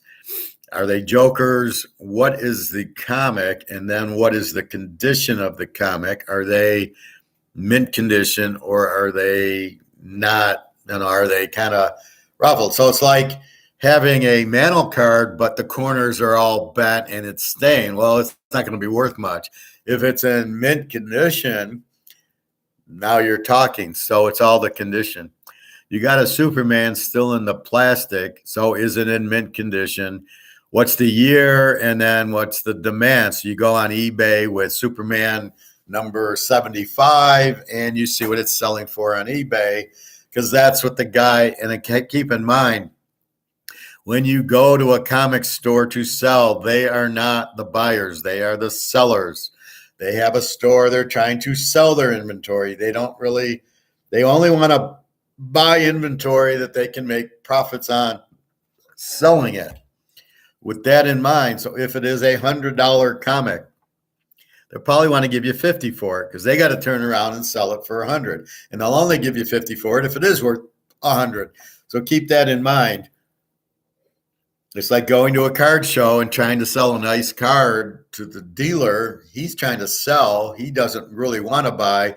He'll only buy if he feels he can make enough on the sell. So if he can kind of scam you, he will do that. Well, he won't scam you, but he knows he can get $100, for a Brady card, and he'll pay you 50 at most. You want the 100, you go to eBay and sell it, or you set up as a seller at the card table and hope somebody wants to buy that particular card. That's what eBay's for. eBay is where the buyers are. So as a seller, you go to eBay to sell it or some auction site. I just usually go to eBay, but that's what you do. So it depends on the Superman, like a Batman. If you had the first Batman or you have the first Joker, those are worth big money. And then the condition. Now, if it's a 1940s Batman, what kind of condition are they going to be in? Sort of like if you had a Babe Ruth card. You don't need it as a PSA 10 because probably there aren't too many PSA 8s or 7s out there. So a PSA 6 might get you $10 million for a 28 Babe Ruth Gaudy, because there aren't any 10s in it. Look at the Tris Speaker, the 1906 cigar one. It's a PSA 2 and he gets like $10 million because there's only 6 or 7 made. And that's what you need to see. Is sterling silver worth anything? Yes, it is. All silver is worth something. Anything gold or silver has that value. I don't know exactly what sterling silver is versus silver.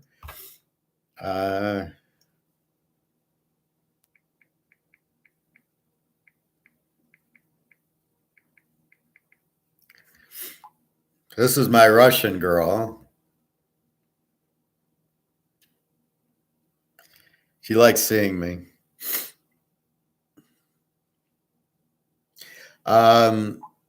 Any silver and gold's worth something. Look at Bobby, quite the inquisitive one. Do people own gold and silver?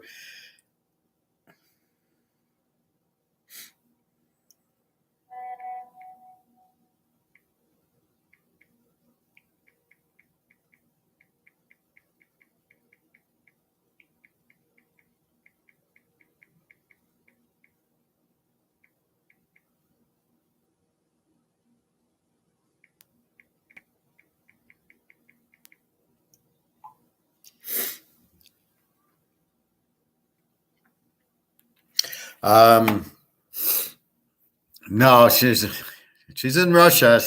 It's about 8:40, and there's 7 hours ahead of us. That's why I show her the picture to say, hey, I'm on YouTube now. But she couldn't understand it anyway. I don't think she speaks a lot of English. But when I type it on WhatsApp, she can read it and she can type me back in English. But she can't. When we meet, I don't know how we're going to talk, but we'll type in WhatsApp a lot. That's what my Ukrainian one does too. She gets English, sometimes I'm either too fast or words she doesn't understand. She pulls out her phone and has me type what I'm asking her, and then she can read it and go, oh, okay. But she's pretty good with English. I don't know what the Russian is, but she's been working, so I haven't heard from her in a few days. But she doesn't. She could watch the show, like she might watch it, but she won't understand it. Plus, it's so long, she would just watch it to see me. But that's why I show her that.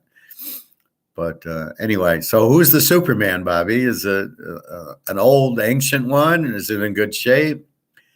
Yeah. So any silver should be worth it. I know I saw a guy in Alabama. Some lady came into the store with bullion and sterling silver, like silverware, and he bought all of it. So I don't know. I can ask my guy at the gold and silver coin shop what sterling silver is worth. Do you have a lot of it, Grega, or you just have, I guess it's silverware, would be my guess. The Death of Superman. I have that one too. Well, it's in Alabama with all my other stuff like that. Yeah, I got it. I thought it would be a good one, but they printed a lot of it. So hopefully it's in gem mint condition. But you really need an old one, Bobby. Like you need like a 1950s, 1960s stuff that nobody has and in good shape. I would expect people who are watching this are buying at least the silver, should be buying gold. Well, I couldn't take everything in my car, and they fucked me with the move, so the movers still have my stuff. And actually in Atlanta, for some reason, they drove the truck from Alabama to Atlanta because I didn't have a place to live in Michigan. So I had gotten out of my apartment I was in a condo in Alabama, and I was coming up here, but I just stayed at a hotel for the month, a Marriott, like suites where I could unpack and have a kitchen for a month until I found my apartment here. And I would recommend, if anybody needs to do that, to just get a very cheap, what do you call them? A very cheap Comfort Inn at like $60. Like if you're staying for a month, they'll give you a discounted rate because they know they got you for $6. It's not worth getting the suite because you end up really not cooking that much there. Most of the places have a grill, and you're fine, as long as they have some sort of fridge. You don't need, you're not cooking like you're in the house, right? Because here I'm baking steaks and chicken. I made chicken last night, Bobby. I made the chicken at 11 o'clock at night. A little bit of French dressing and honey, and I mixed it in with some olive oil, and then I put on my salt, pepper, and basil's very good. You'll love basil. Put basil on your stuff. It tastes great. You don't think it is, but it's a really sweet taste to it. And then I put the French with the honey, and I marinated it. And then when I was cooking, I marinated it, and I broiled it because I had stir-fried the last bunch. It was like the 4 chicken breasts that you get in the pack, and I cooked it. So I'll have that. Well, I'm going to get Chinese anyway, but you can never have too much chicken, and it's beautiful. It lasts in the fridge for 3 or 4 days. Hopefully it don't wound up somewhere in Nick Saban's office. No, I don't have any Alabama stuff. No, I just came into coins. My aunt has a lot of sterling silver. Yeah. Tell your aunt she's fine if she has a lot of sterling silver. And I know the older people got like sterling silver tea sets and silverware and stuff like that. Tell her, yes, it's worth it. And hold on, let silver run up. And when silver goes, then she should be able to get a pretty good price for it. She probably doesn't need to sell it now. If she does, she should be able to get it. Yeah, your coins are fine. They're all going way up. It's funny how I say Nick Saban is I know nothing about Bama other than their great football team. That's all they got there. Think about it. They don't have a pro team. They don't have a baseball team. They don't have a basketball team. And they don't have a hockey team.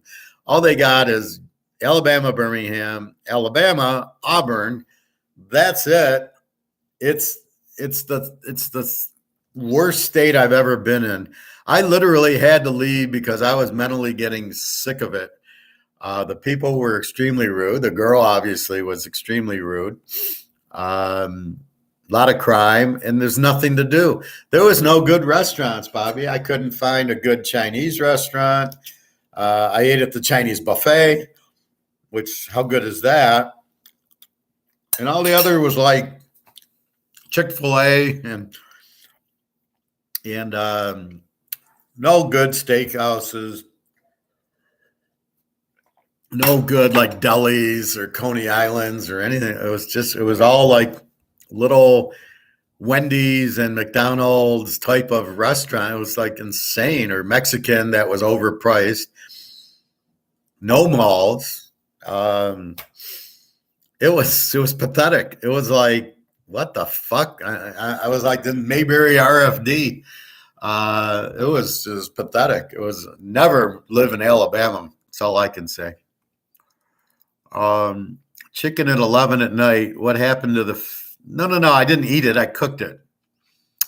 I got in from swim at about 9, and I was watching some videos for class today. And then it was about 10:30, and that's when I made the chicken. I didn't eat the chicken. I made the chicken then because I knew I wasn't going to eat it. And then like today I'll eat it, but I'm going to get Chinese. So I might eat a little after the show, go swim, and then go get my Chinese and then watch the game. And then I have the chicken for tomorrow to eat. I live in Detroit right now. Probably end up moving to either Costa Rica, Lisbon, or Amsterdam, or somewhere nice, maybe Vegas, but I've got to be careful with Vegas. I love Vegas before, but I don't like what they're doing to it now. But, it all depends what the girlfriends want. So the girl from Russia is going to move here when she can get the fuck out. So she has a sister that lives, I believe, I thought it was in Florida, but I think now I think she said she's in North Carolina or Maryland or somewhere. So her sister's here. Her mother's trying to get here. So she'll come here, and then we'll figure out where we want to live. But I can't see staying here. Oh, my God, it's terrible here. My brother left Florida for Alabama. Don't know why. I don't know why either. And don't ever work for Toyota. The Japanese are not good people to work for. The problem with the Japanese, the introductory meeting I had was an orientation, was us blowing up the nuclear bomb in Japan. They don't show Pearl Harbor. They show the bomb. This is your introductory to Japan. They treat you like shit. They're still mad that they lost the war, and they treat Americans like shit. So don't ever work for a Japanese company. I don't even like talking to Japanese people. If I see one in the hot tub, I ignore them. Call me whatever you want, but I'm good at reading people. And the Japanese are horrible to Americans. So why you'd want to be friends or talk to them is beyond me. But I had not had a good experience with any of the Japanese at Toyota. They treated you like shit. One guy, he was yelling at me in a meeting. You'll love this story. So I'm in a meeting. I'm a budget analyst at Mercedes for 4 years, at GM, Ford. I know my shit, got my master's, and they do things different here. So I'm in that this guy was he was a treasurer. What the fuck the treasurer's doing in the meetings beyond me, because I've never been in a meeting with the treasurer in my life because they don't get involved with what I do. And he starts yelling at me. Now, you'd love this, Bobby. I go to him, you're out of line, man. You don't talk to me like that. You do not. You're way out of line. And he kept yelling, and I kept saying he was out of line, and I was putting him on tilt on purpose. And I knew what I was doing. And the guy's freaking out because he's yelling at me, and I'm like, who the fuck are you to yell at me? You don't know me. I've never talked to you. What are you yelling at me for? I got a master's degree and 20 years experience. Fuck you. I was like, this is not professional protocol. You don't yell at people anyway, but you certainly don't yell at them at work.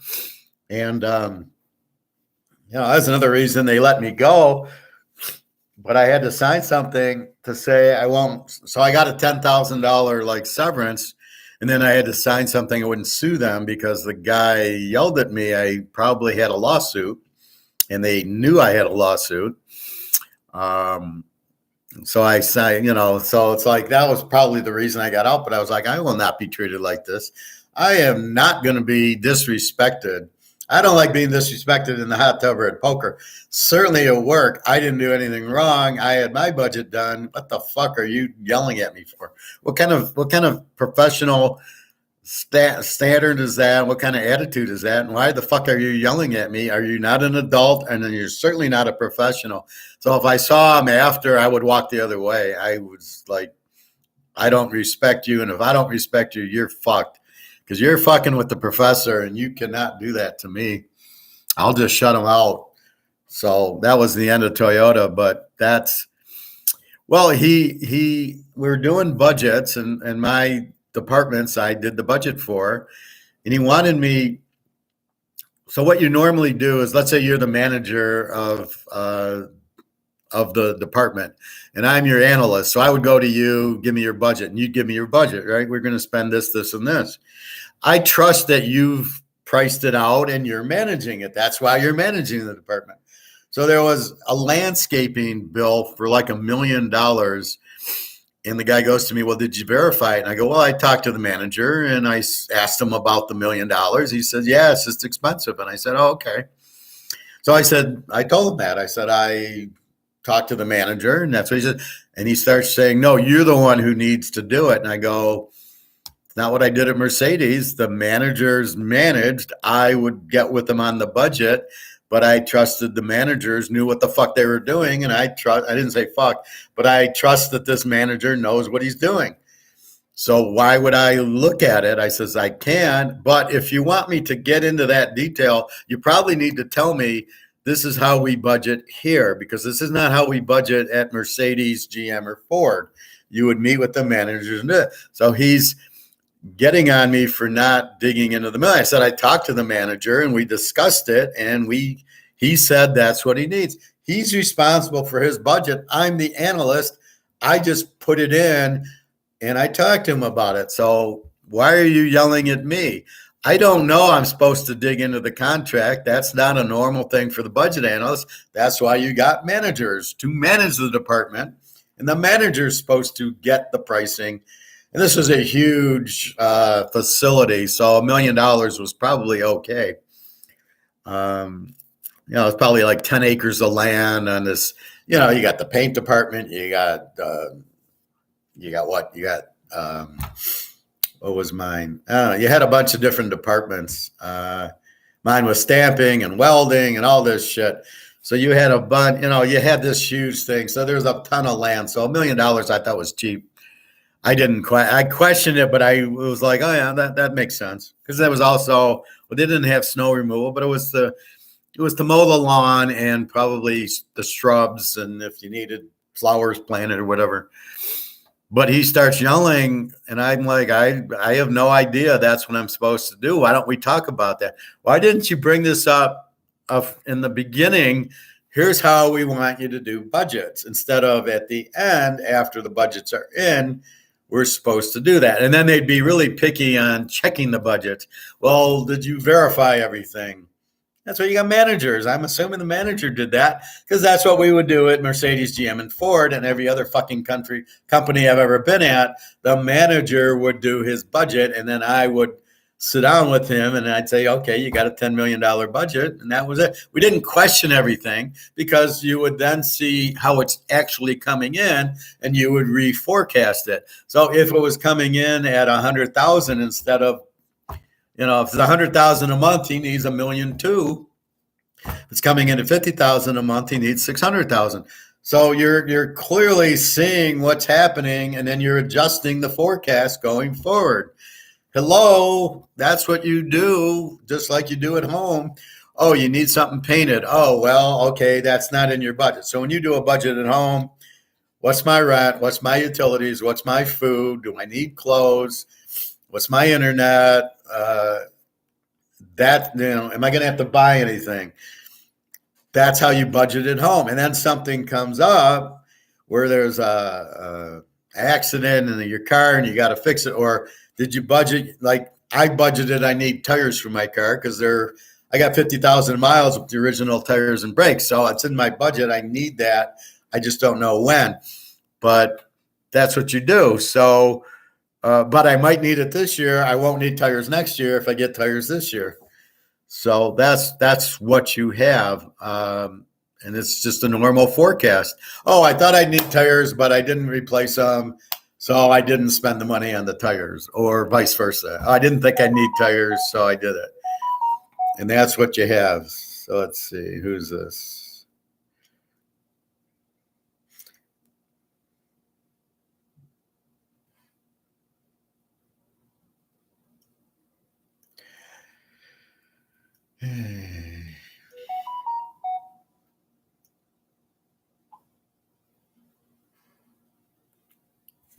So that's a pain in the neck, this girl. What? So, did you curse at? No, I didn't. I said you're out of line was how I cursed at him. I says you're out of line. You're yelling at me is not appropriate and it's not professional. And I was very calm. And I know how to tilt somebody because I do it at poker. And that killed him. He was like, I don't know what he wanted or what he was expecting. Like, did you think I was going to cry or what is he? I did all I could not to get up and leave. So I just kind of said, you're out of line. This yelling's not appropriate. It's not professional. And then he'd keep yelling and I keep saying, you're out of line. And he's getting madder and madder. And I'm like, who the fuck are you? You're a treasurer. I got a master's in economics and finance. I'm at a higher level than you. Go fuck yourself. Who do you think you're talking to? A fucking high school dropout like the rest of Alabama? My team had a bunch of idiots on it. They didn't have the people with masters. I got in trouble for that. I'd go up to the people and say, are you out of stocks? You need to buy gold and silver. And they didn't like that. And they kept saying, well, yeah, I know the stocks will drop, but they'll come back up like they normally do. I go, not this time. You've got the heavy inflation because of Biden. And they wouldn't listen to me. And, so I was like, oh, fuck yourself. So they're not listening to me. I'm like, fuck you guys. So it was really a bunch of morons and a lot of I was being very disrespected. I believe it was because I was from Michigan and they were from Alabama. And they were showing how stupid they were. And I was just like, okay, I'm dealing with a bunch of idiots. My boss was a moron. They asked me, do you like your boss? I said, well, I don't know. She's smart. I said, I really don't know. I haven't seen any of her skill set at this point that she knows what she's doing. So I don't think so. Was that a different place from the job with the girl? No, this is the same. This is Toyota. That's where the girl was. Who thought you were making sense just because you gave her a football pick. Well, no, I wasn't even giving her the pick. I was saying I made a bet. If it wins, I'll give you $100 of the bet. If it loses, don't worry, you won't have it. I'm not trying to be a bookie. She turned that into sex, and I'm like, I never mentioned sex. So when HR questioned me on it, it says, I really like the girl. You can't explain the chemistry feel. I says, I really like her, and I don't know what to tell you, but I've talked to her for months, and she talks bad. I mean, she doesn't say I'm married. She doesn't say I'm not interested. And HR said, well, she is married. She's not interested. I said, well, not the way she looks at me. I read people. That's what I do for a living, and there's no way I got that from her. The pool you go to is indoors. Yeah, it's at the club. There's a lap pool with a side thing. So there's like 6 laps, and then one lap goes sideways in the front. And it's cool as the floor moves. So they make the floor can be like 8-9 feet, or it can be 5 feet. So usually I get in and I'm up to here with it, so I'm okay. But sometimes I'm up to here and I have to ask them to raise the floor. But I've never seen that where the floor actually moves in a pool. The place was full of a bunch of fucking loose cannon. Well, this is the new, see, I'm older, so I'm used to maybe joking around, maybe, you know, there was, I worked at Ford and GM, and there were people that were married to each other there. Even at Mercedes, at Hiram Walker, where I got the whiskey, there was a Canadian couple that was married and worked there. And my boss's boss was a woman. She's fucking around with the salesman, and it wasn't uncommon that they dated. So to me, it's not a big deal to ask a girl at work. And if she says no, okay, but it's not like it's off limits. It's like you talk to them, and you know, and now it's like, well, this is a workplace. It's not a dating place. And I'm like, everywhere's a dating place. If you like somebody, you say hi, you know, and go to dinner. That's pretty common in the world. You don't sit there and go, well, we're at work, and therefore, since we're at work, it's not a dating site. Well, anytime you meet a person, you know, I'm not, this isn't a bar. I didn't, you know, I'm not flirting with her like that, but I'm being nice. I like her. And why wouldn't I want to spend time with her? Like, what the fuck's your problem? So I don't even understand work anymore. I'll be so happy when gold and silver go through the roof and I can retire and not have to deal with these kids anymore. The kids I find are like so weird. They can't wait to get you in trouble and report on you and all that shit. So if we're having me and Bobby are having a conversation, it's between me and Bobby. When you have it at work, it's like they run and tell HR. Oh, he said he offered me $100. I guess it was for sex. I mean, where did that come from? And why are you going to HR with it? It's just unbelievable. Why would you want to bring them into it? So that's the problem I see now is these younger kids. It must be the way they're being taught in school to be a bunch of fucking communists and that's how Russia is. Russia people are quiet because if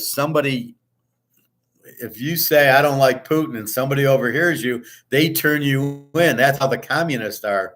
And that's why when I'm with my girlfriend in the Ukraine, she's like, shh, because you hear how I talk, right? So we go to a restaurant or we're in the hotel walking around or shopping and I talk loud. She's like, shh, no, don't, you know, it's between us.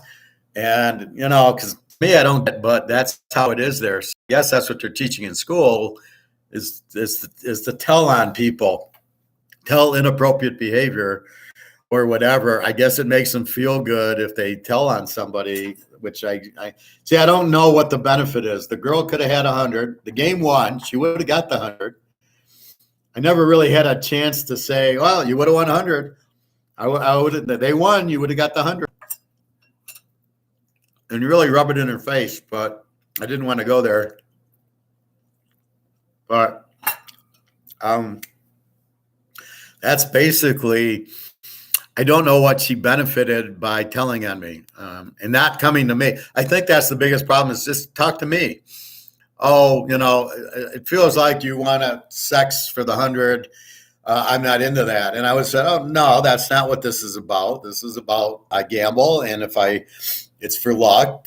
And, you know, I do that all the time. If this game wins, I'll give you some money. If it doesn't win, you're not getting any money. Well, that's normally the girls who are asking for the money. So that's kind of what I did, which was just a normal thing for me to do. There was no implied sex and why she would think that. But then why doesn't she come to me? Why does she go to HR? This is the part I scratch my head on. And it's just the way these kids are now. It's insane. They all go and like telling you like, okay, are you better off because you told on me? Like what does that benefit you? Or you're just trying to get me in trouble. And I think that's the problem with these kids now. And I'm talking 20-year-olds maybe where I think they just want to get you in trouble. I don't think they think it through. They don't benefit from it. Like the girl didn't get anything from saying what she said. She should have got fired because of that, but I don't think she did. Hey, Phil, drop ounces in bucket sneaks into back row. All right, you're starting to sound like Bobby, Phil. Are you drinking this morning? Drop ounces in bucket sneaks into back row. What are we talking about?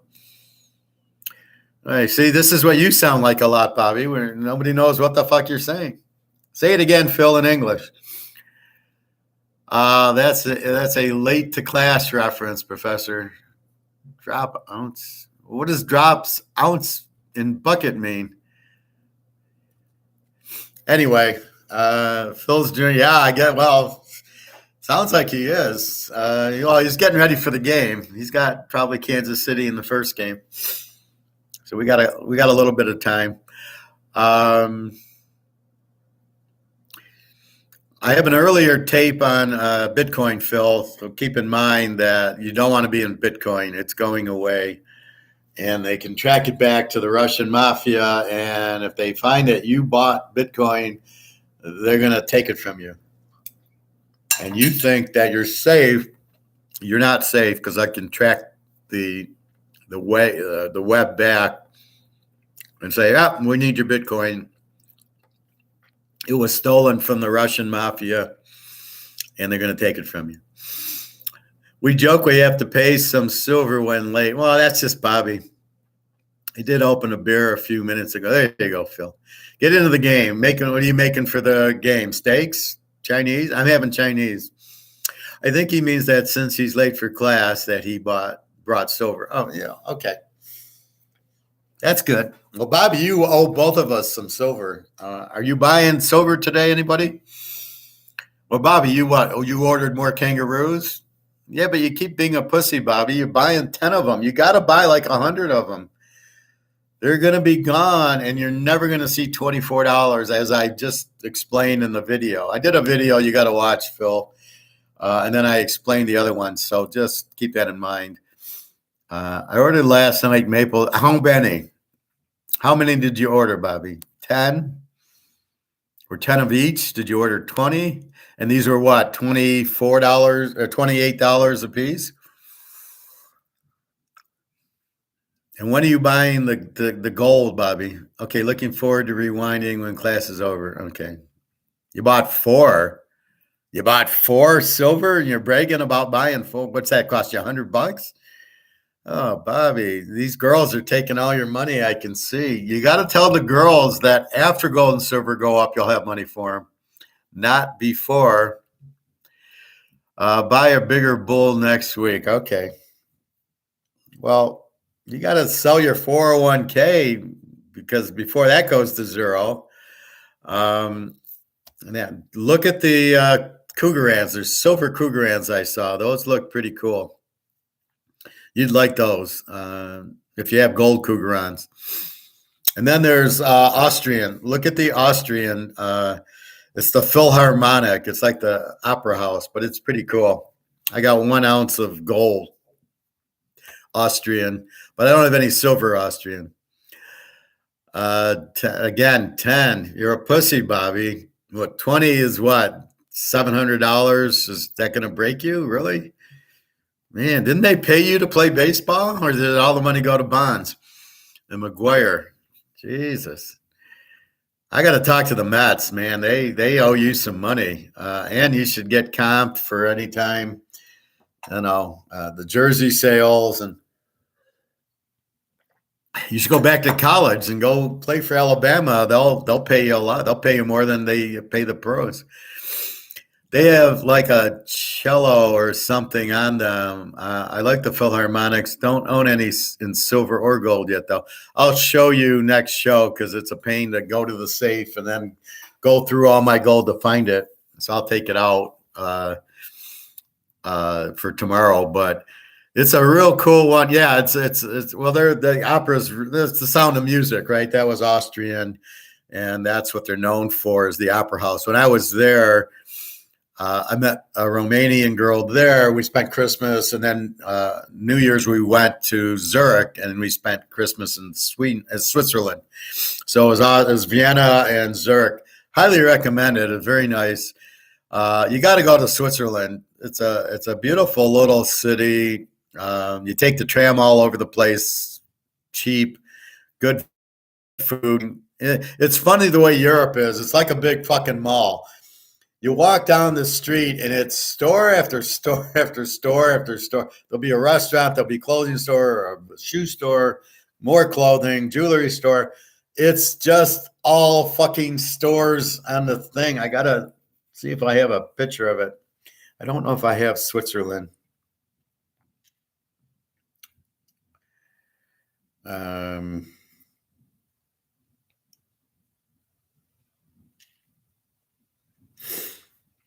But you would like it. It's a very good.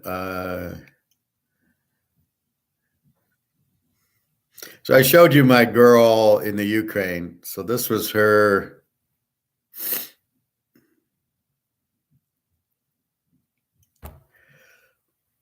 This is her, and you can see she wore that shirt every day. I'm Ukrainian. And she wore it with pride. Like, look, we're in the fucking war, but I'm happy I'm Ukrainian. So that's my Ukrainian girl. Let's see. What do I have from Switzerland?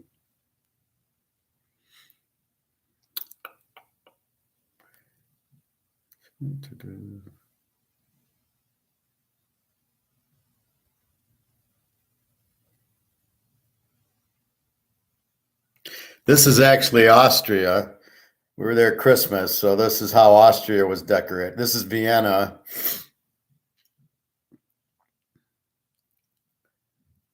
Here's Switzerland. This is Switzerland. This is Zurich. Really neat. A lot of water. You can see all the buildings there. Just the way it is. But it's very nice, very peaceful. A lot of trams. So that's Zurich. You can see the buildings and everything. Really nice. I really like Europe. Swiss Alps, baby. There's the professor. I can't ski, so I was just taking pictures. There you go. We're in the Swiss Alps. That's just like a sign there where to go skiing. That was pretty cool.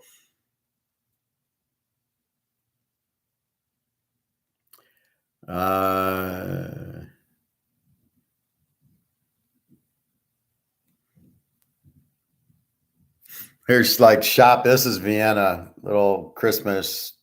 You can see it's just stores and stores and stores. That's the way every street is. It's just stores and stores and stores. It's crazy.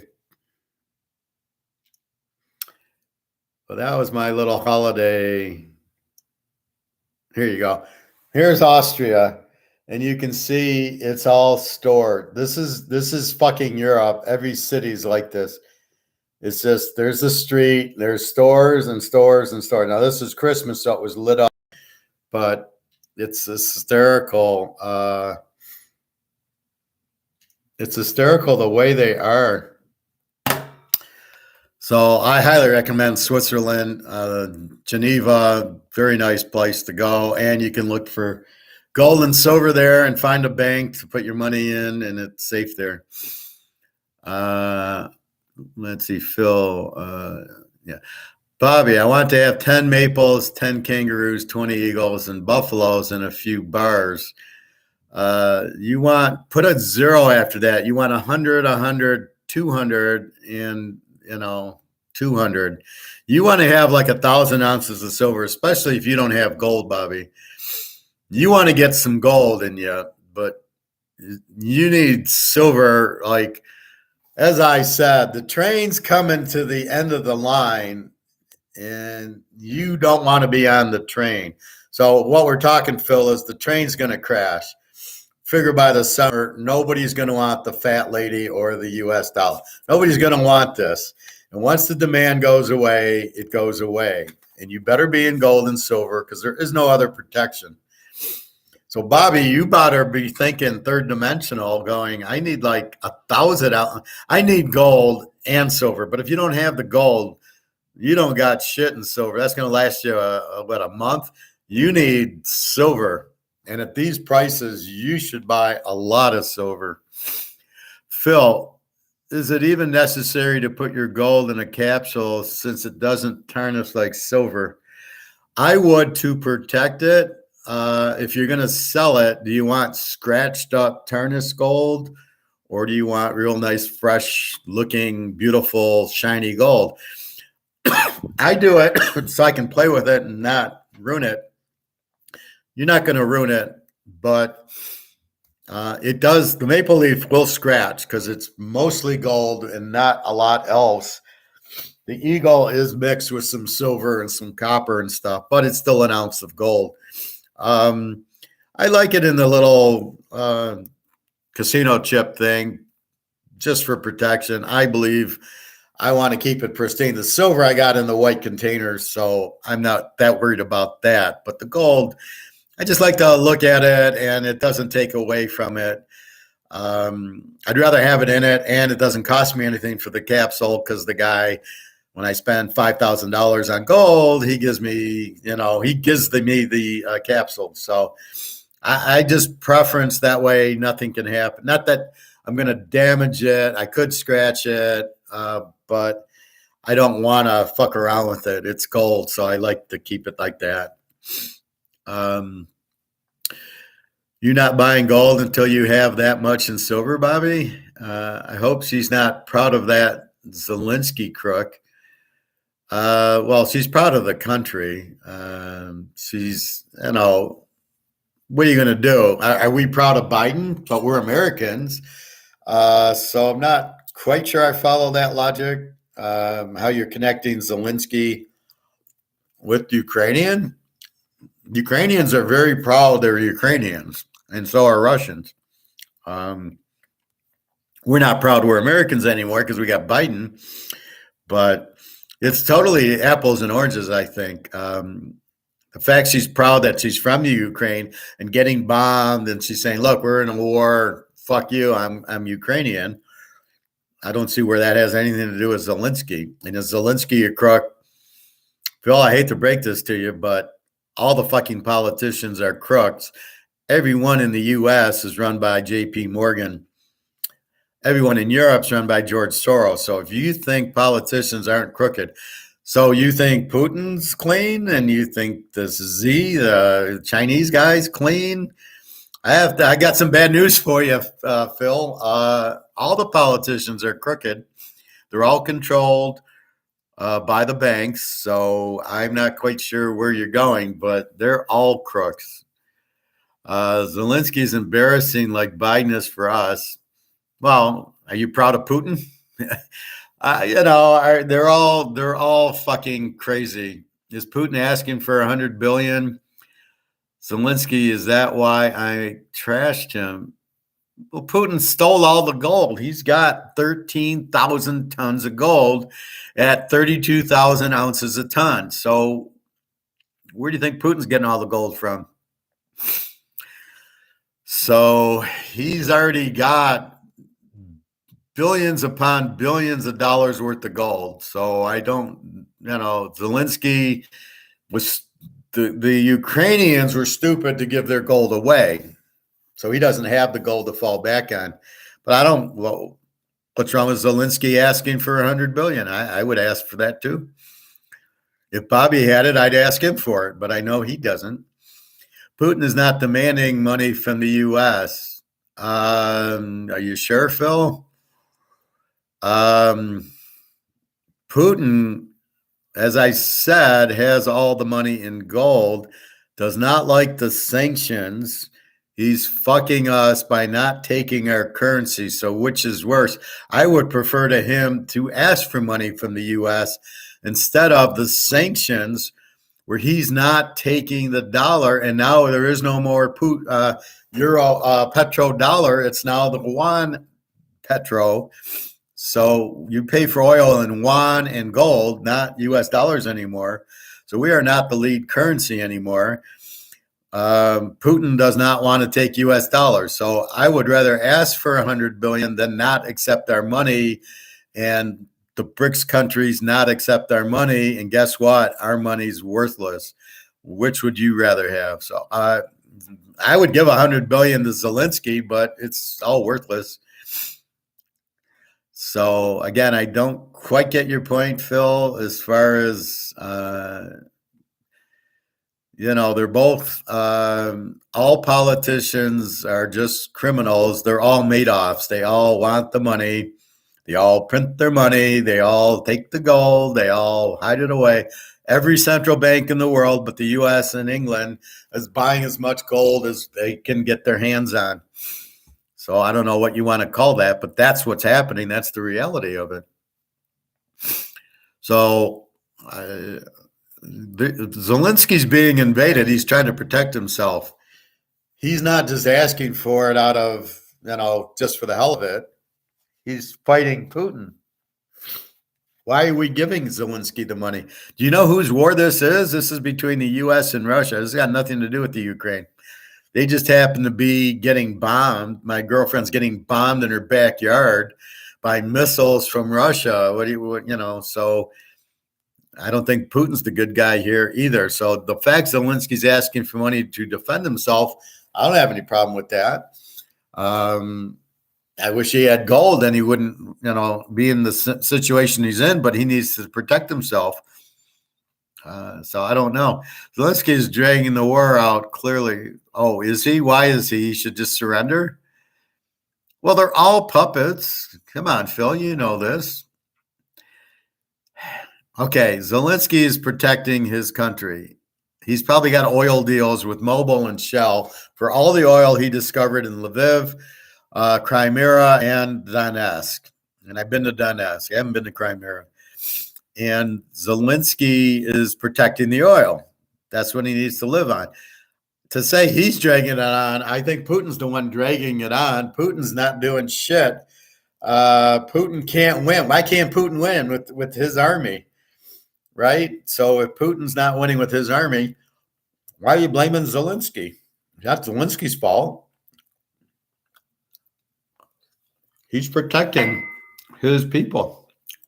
Mike Jenna, he's protecting. He's not dragging the war on. Why isn't Putin just saying, fuck it, we're not winning this way, we're going to beat them economically? That's what Putin should be doing. I don't even know why he's doing a war. It makes no sense. This whole war is such bullshit. It's all staged anyway. It's all part of the plan. It doesn't matter. There is no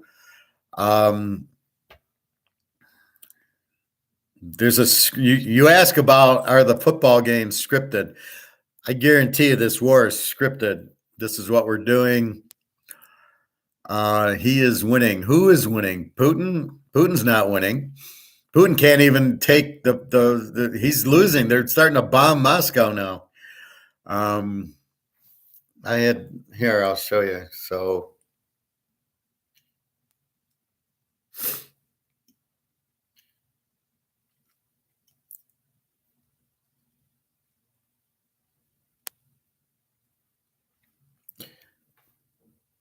I sent this to my girlfriend in the Ukraine. They are bombing Moscow and St. Petersburg, the Ukraine.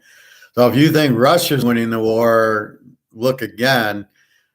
The Ukraine is winning the war. That's what your problem is. That's why it's going on. Russia refuses to stop. Like, what are they doing? Now they're attacking Moscow and St. Pete. If anybody's winning the war, it's the fucking Ukrainians. And they're winning it with all the weapons from NATO and the U.S.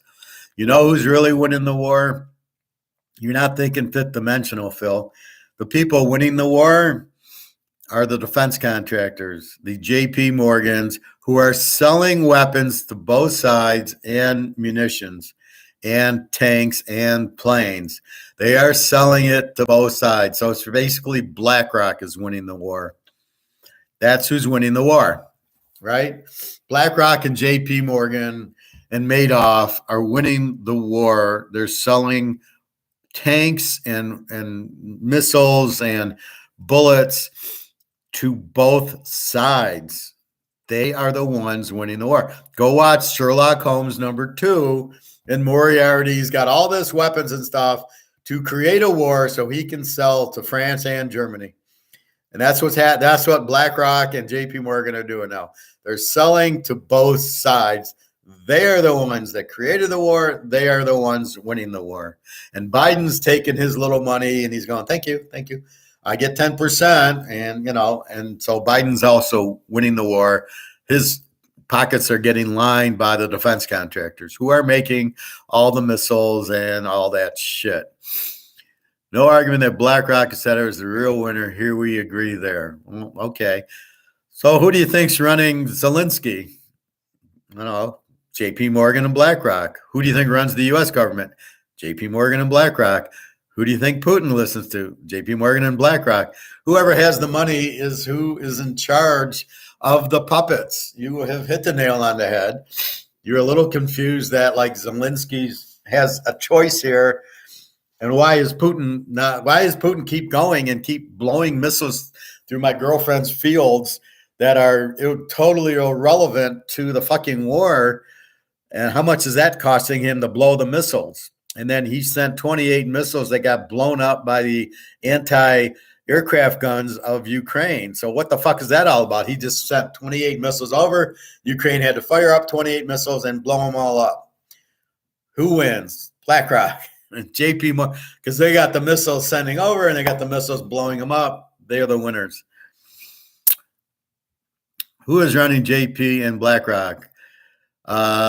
Probably, I would guess George Soros and the Vatican would be. The Vatican is like Michael Corleone. I think they are the ones that are really. They're the ones who are really running everything. JP Morgan themselves. JP Morgan runs it. BlackRock's run by this Fink, but I think he's run by George Soros. George Soros and this other Nazi German guy who's doing this whole new world order and trying to get us on the digital dollar. They are the Nazis. This is all the Fourth Reich trying to control the world. That's what this is about.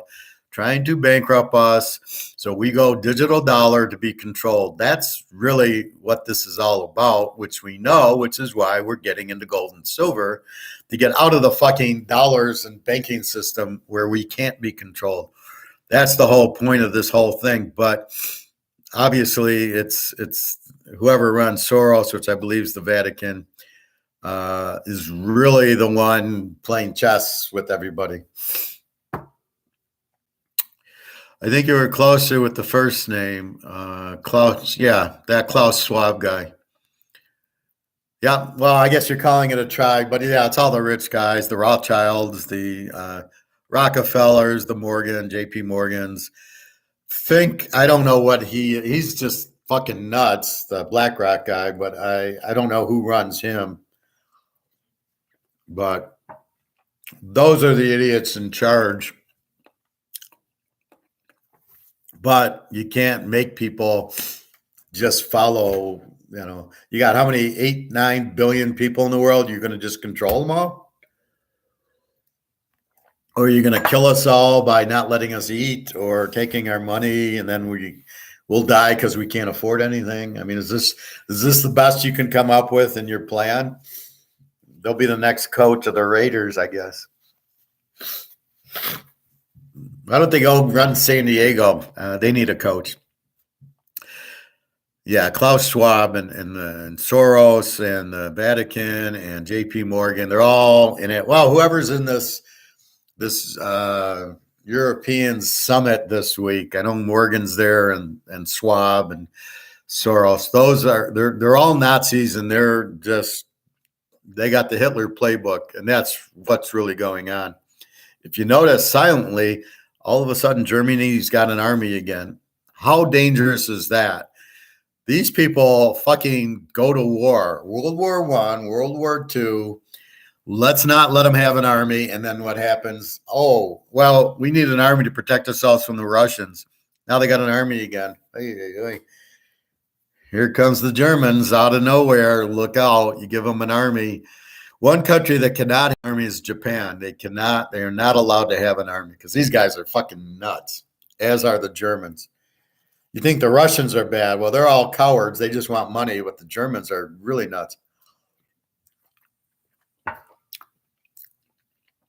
Oh, by the way, I had to take a phone call the other day at the end of class. I made a Davos reference you asked about. the WEF at a meeting in a Swiss city called Davos. Oh, okay, that must be what I'm talking about, this European conference. So thank you very much. Yeah, that's where they're deciding what the fuck's going on. Very dangerous, but I don't know. I mean, again, you've got all this money. Just go buy the gold and just leave everybody alone. Go buy an island. And why do you got to kill us all or make us all bankrupt or take our food? Why do you need to do that? I mean, I don't get that part of the equation that these idiots want to do, but I'm not going to let them just take me. That's why I buy as much gold and silver, and then we'll see. We'll go where we need to go. If it's Lisbon or Puerto Rico or somewhere in Europe, we'll go. But right now, I would have moved to the Ukraine, but until the war, Odessa was a lovely place. I vacationed there. It was very nice. Very peaceful. I didn't find too much crime, although it is a hub for the mafia, but they're too busy trafficking women to really, like do that. I ate in a mafia restaurant. It was beautiful. It was sterling silver, and all the equipment was silver and very nice. The food was great. I had a salmon like for $15, and it was a great meal. And just the whole place was very nice. And it was mafia run, obviously. I mean, it's Odessa. I think I got a picture of that. You guys would probably like that.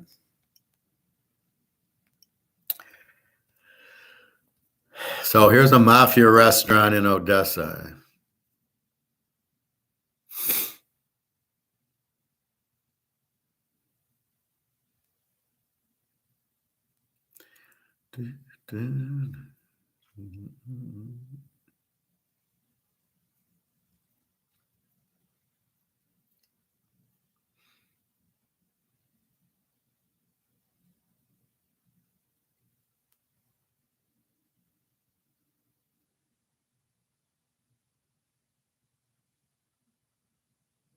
Okay.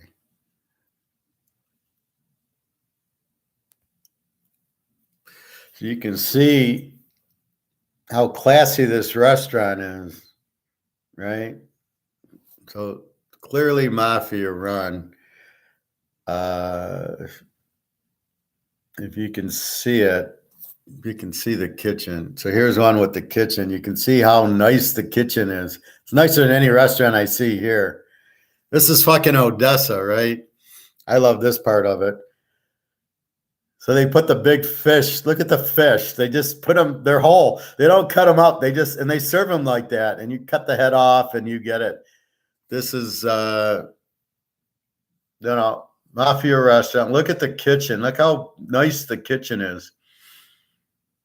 This is, fucking Odessa, Ukraine.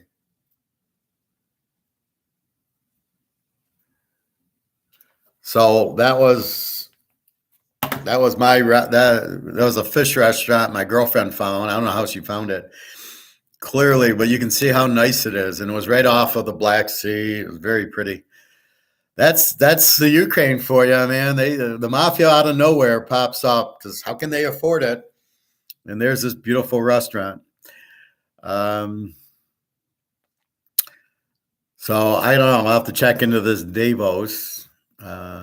Does look like a nice. Believe me, I got a salmon that tasted fantastic for like $15.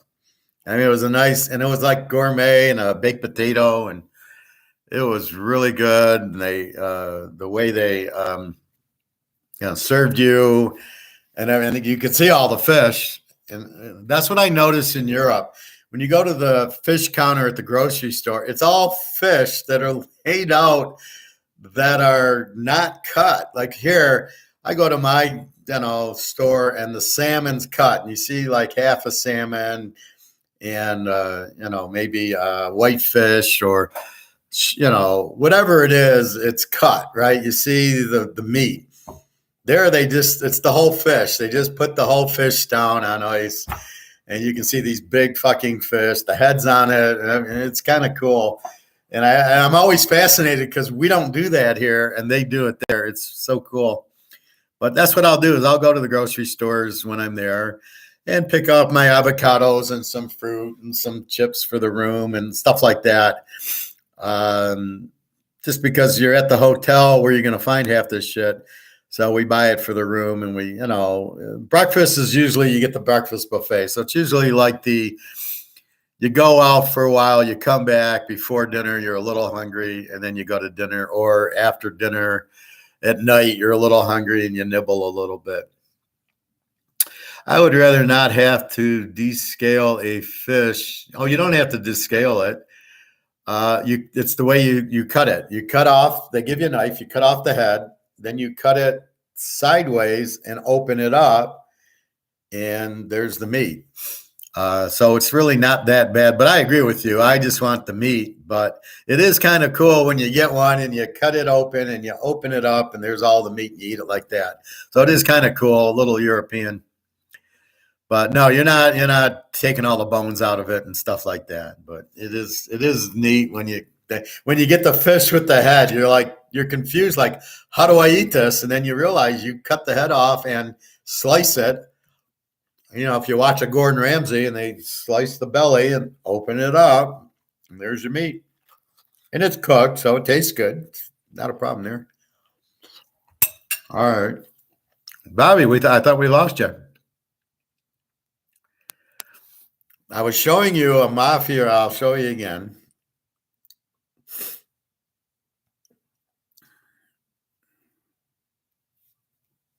This is a mafia restaurant in Odessa.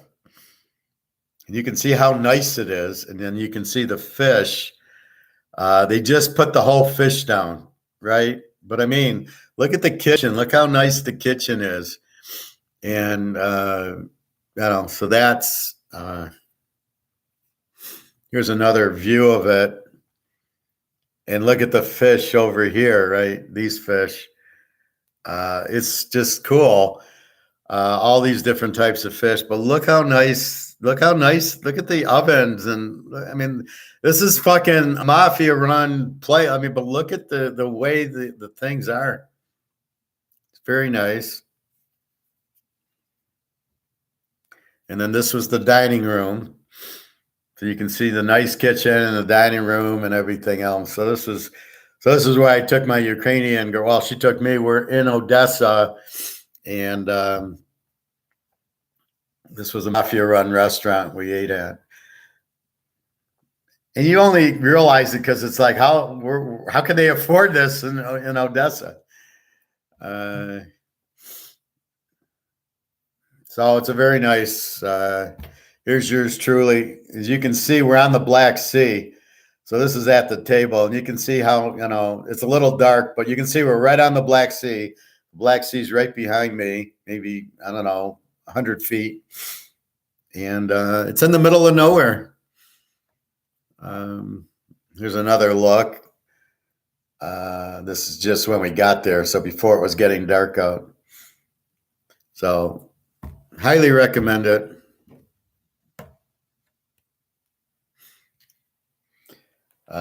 Very nice. But we're commenting how the fish come whole. You got to slice the head and you got to slice the stomach and open them up to get to the meat. They serve it whole to you. It's interesting because here they don't. But I like swordfish and salmon a lot. Yeah, I ate a salmon. So I got a salmon. Been drinking the past few minutes. Well, it's no problem.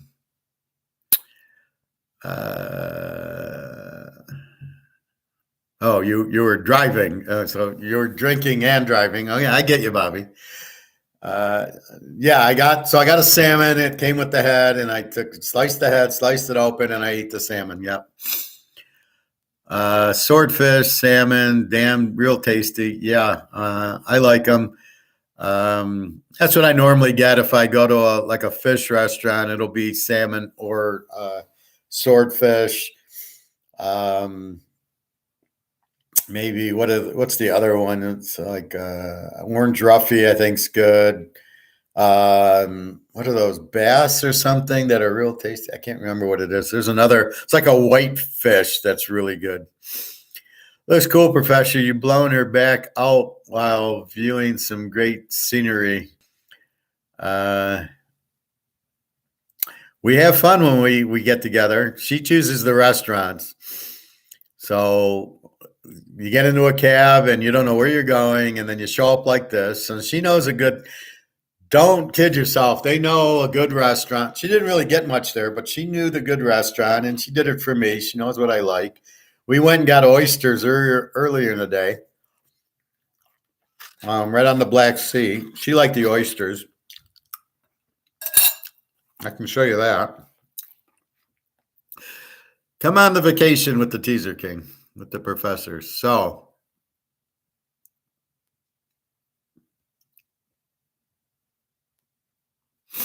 here we are getting oysters. So we start off with this. So they come like this. You can see another part of the Black Sea behind us. So champagne, oysters, and I think I got a steak or something.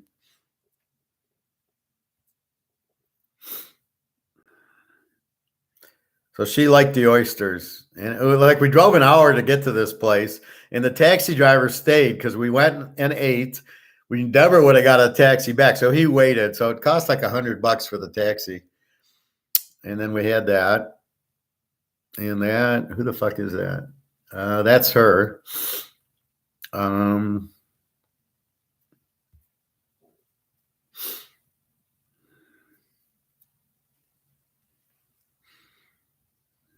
Little windy there. Yeah, there she is. I think that's at a different place. And here's us at the beach. Now, this is the way the beaches are. They have the hottest girls on the beach and the bikinis and everything. So you got these mattresses. Again, that's the Black Sea behind.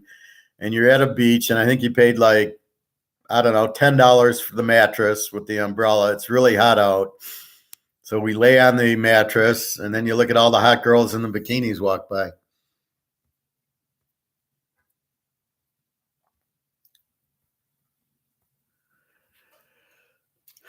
So that's Odessa.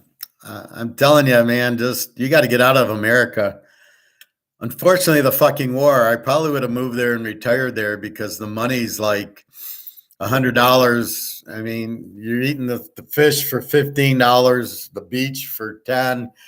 You're living like a king there because your money goes so far. $100 buys everything. So it's a very cheap place for us with the US dollar and the exchange rate. With gold and silver, we'll really be living like kings. So that's the idea, is the gold and silver we take to places like this and live very nice. Bobby looks cool. Da, da, da. I love trying different foods from various cultures. I got bored of the same Latin and American foods. Nice. Yeah, that's why I travel. Switzerland was beautiful. Austria was beautiful. I've been to the French Riviera, Monte Carlo, and here was Odessa, and I've been to Lviv, which is near Poland in the Ukraine, and obviously her city. We first met in her city, and then now we figure out. So, like, she says, where are we going next? And I said, I don't know, somewhere warm with the beach, I think I want to go to. So we got to find, maybe that'll be like Italy or France or the south of France again. I've been there, but I went to Cannes and Nice and Monte Carlo. That was a nice little trip. So I have to see where we're going, but it'll be somewhere like that. Hey, Greg and John. Bobby, I know we already talked football, but I just checked the lines here real quick, and KC is still at -10. They were 9.5, Bobby. I was hoping it is dropped to that fucking 9.5, but I guess I'll have to take the 10 down to 2.5. You've been to Italy or Africa? No, I have never been to Italy or Africa. Italy's probably on the list. All right, let's see, Bobby. Where are your lines? Why are you getting these different lines? My line on the KC game was 9.5. Let's refresh. I got 9.5 now. So I don't know why you can't get these. These are 9.5s right there on KC. Every place is 9.5. Where are you 10? What are you looking at 10? All of these are 9.5. So go to any of these.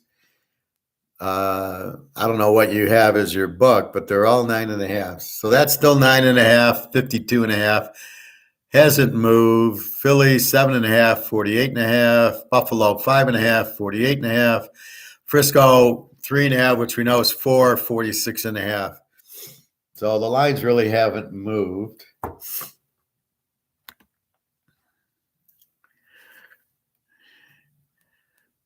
Well, Phil, bet the game for Bobby. He'll give you some silver if it loses. But Bobby, where are you seeing 10? What are you using? You got to shop. You got to have 3 or 4 bookies that can give you different lines. I want to go to the Dominican because the women are fucking hot with big asses there. Yeah, the lines have literally not budged in days. So I don't know where you're seeing 10. I don't see 10 anywhere. Dominican, yeah, Latin America, South America is supposedly nice, but you got to watch the governments there. You don't want to be in Argentina or Brazil. It's all communist. Bad money. So that's the other part. I've used so many throughout the years, but I now use Betas. Well, get a different one. Get one of these that's 9.5. Anyway, so shop around. You always need to shop, just like you shop gold, right? What do? You don't go to the one gold. You go to 4 or 5 golds and see who gives you the best price or silver. And that's what you should be doing with football. You should be looking for the best ones. And that. So who rejects your credit card? The other ones? And why are they reject? Don't they know you're Bobby Bonilla? Use Barry's credit cards then. Or use LeBron's or Brady's. You don't use yours. Yeah, but they give you a bad line. So what's the point? You're not going to win as much with 10s when you got 9.5s. That's a huge difference, 10 and 9.5. Just use Barry's credit cards, Jesus, or use Brady's cards. Use that pull, Bobby. You're Bobby Bonilla. Come on, man. Superstar. Visa can be an issue. MasterCard is way better for gambling sites. Yeah, okay. So use MasterCard, Bobby. Pretty soon it'll all be wiped out anyway, so you won't owe anything on them. Now I have to do a 7.5 point teaser. I wanted to keep it at 7 or less. Keep it at 7. So go from 10 to 3. Well, no, you better be careful there. You definitely want under 3 in this game. So get a 9.5. Phil, make the bet for Bobby. He'll give you some silver if they lose. Jesus. Go to a bowling alley and get a bookie, or go to the poker room and get a bookie already. You don't have to worry about credit cards with bookies. They just take the bet and then you settle on Tuesdays.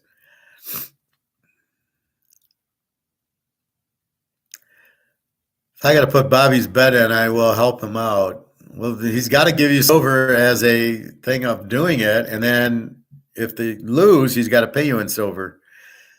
10 times the amount. So if you bet $500 for him, he owes you $5,000. I should trust Mahomes. He can whip the Jags' ass and cover the 3.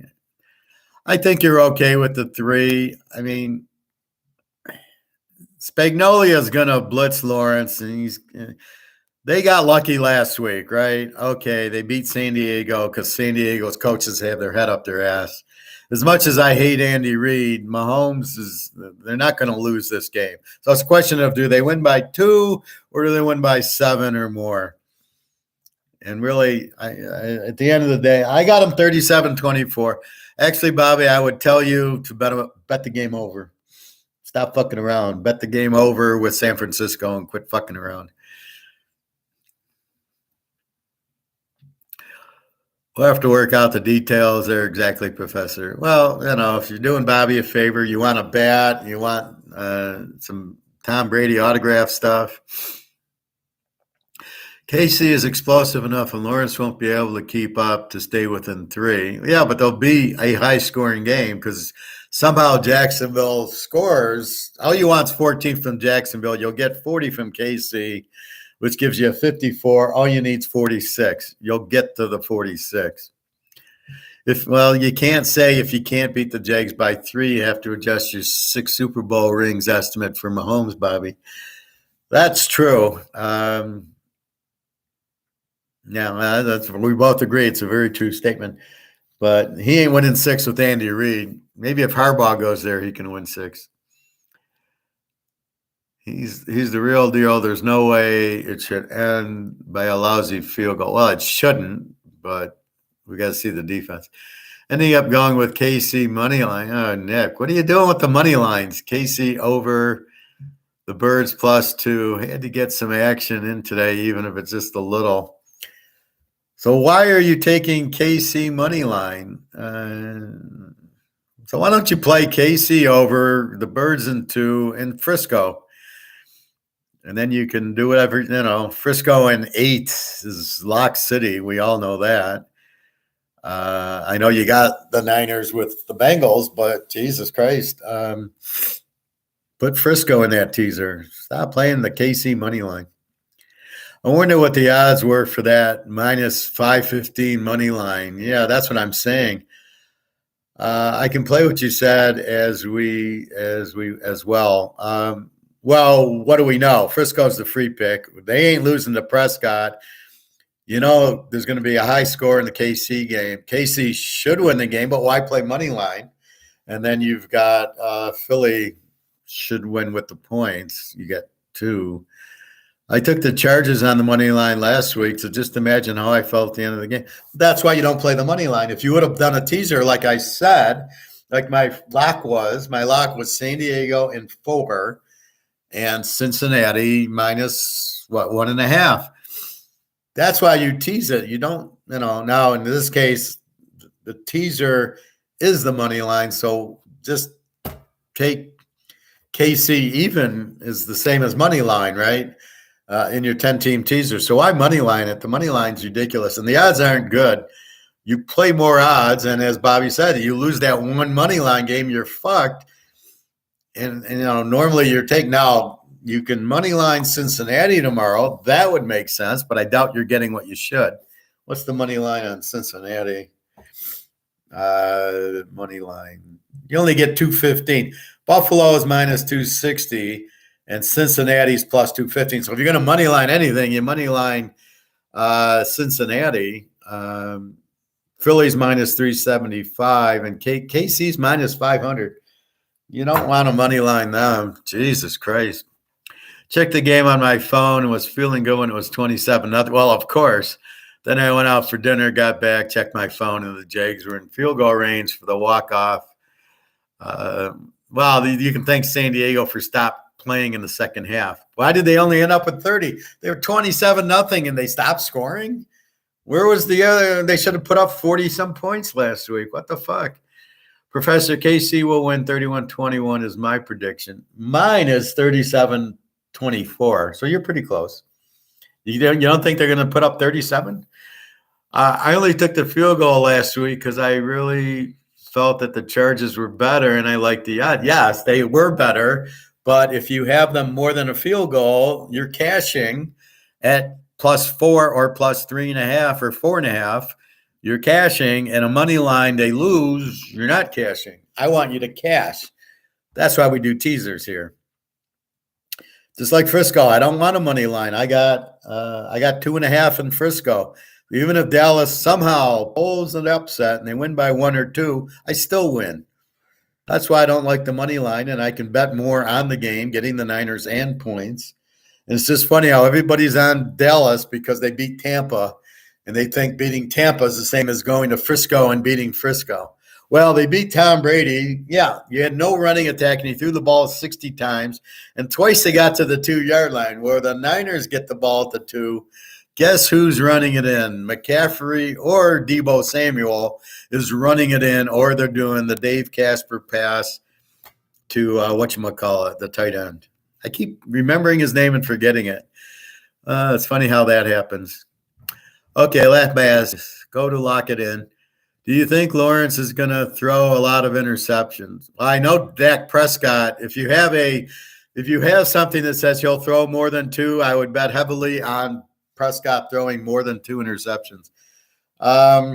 Yeah, well, what's going to happen is they're going to blitz, right? Because Spagnuolo blitzes, and they know after watching the Tennessee game and the first half of the San Diego game, he can't handle the blitz. He can't read it. He doesn't know how to get rid of the ball. He goes back. The pressure's on him. He just dumps the ball.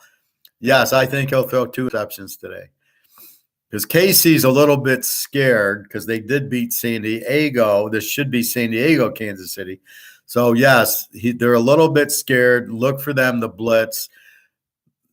Spagnuolo is in my class. He can read the defense. He knows that you blitz Allen and you blitz Lawrence, and they fall apart.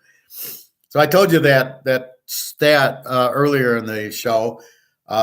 When you don't blitz Josh Allen, he's the second-rated quarterback in the NFL. When you blitz him more than 4 people, he's 28th ranked. I told you that coming out of college. That's why I didn't like him. Air Force sacked him 5 times in a Wyoming game against Air Force. I was watching because I go, who is this guy? And he would choke under the pressure. They lost a fucking Air Force because Air Force kept blitzing him. And he never knew they were blitzing. He'd go back. The blitz would come and sack him like at least 5 times. You can't read a fucking Air Force blitz and you're going to play in the pros and they're not blitzing you? Well, we'll play a 3-man prevent zone. Yeah, this is what the problem is with all these defensive coordinators that all should be fired. They're all a bunch of fucking idiots. You put pressure on Lamar and Hurts and Allen, they fold up. You cannot pressure Mahomes and you cannot pressure Burrow. They will figure it out and dump it. That's how you rate your quarterbacks, based on that, not based on they threw a pretty 15-yard pass. So Lawrence is the best quarterback that ever played because he threw 4 touchdowns in the second half. Let's not count the 4 interceptions in the first half when the pressure was on. Unbelievable. Got it in. Chiefs -3, Eagles -0.5. Yeah, very good, Bobby. Tomorrow is the big bet, Bobby. Tomorrow's but you missed the over in the Chiefs. So your bet should be Chiefs over, Bengals over. That should be your big bet of the week. And then the Niners and the Bengals as a dog. Those should be your big bets. These are your little pile. The Eagles we don't trust. The Chiefs laying 3.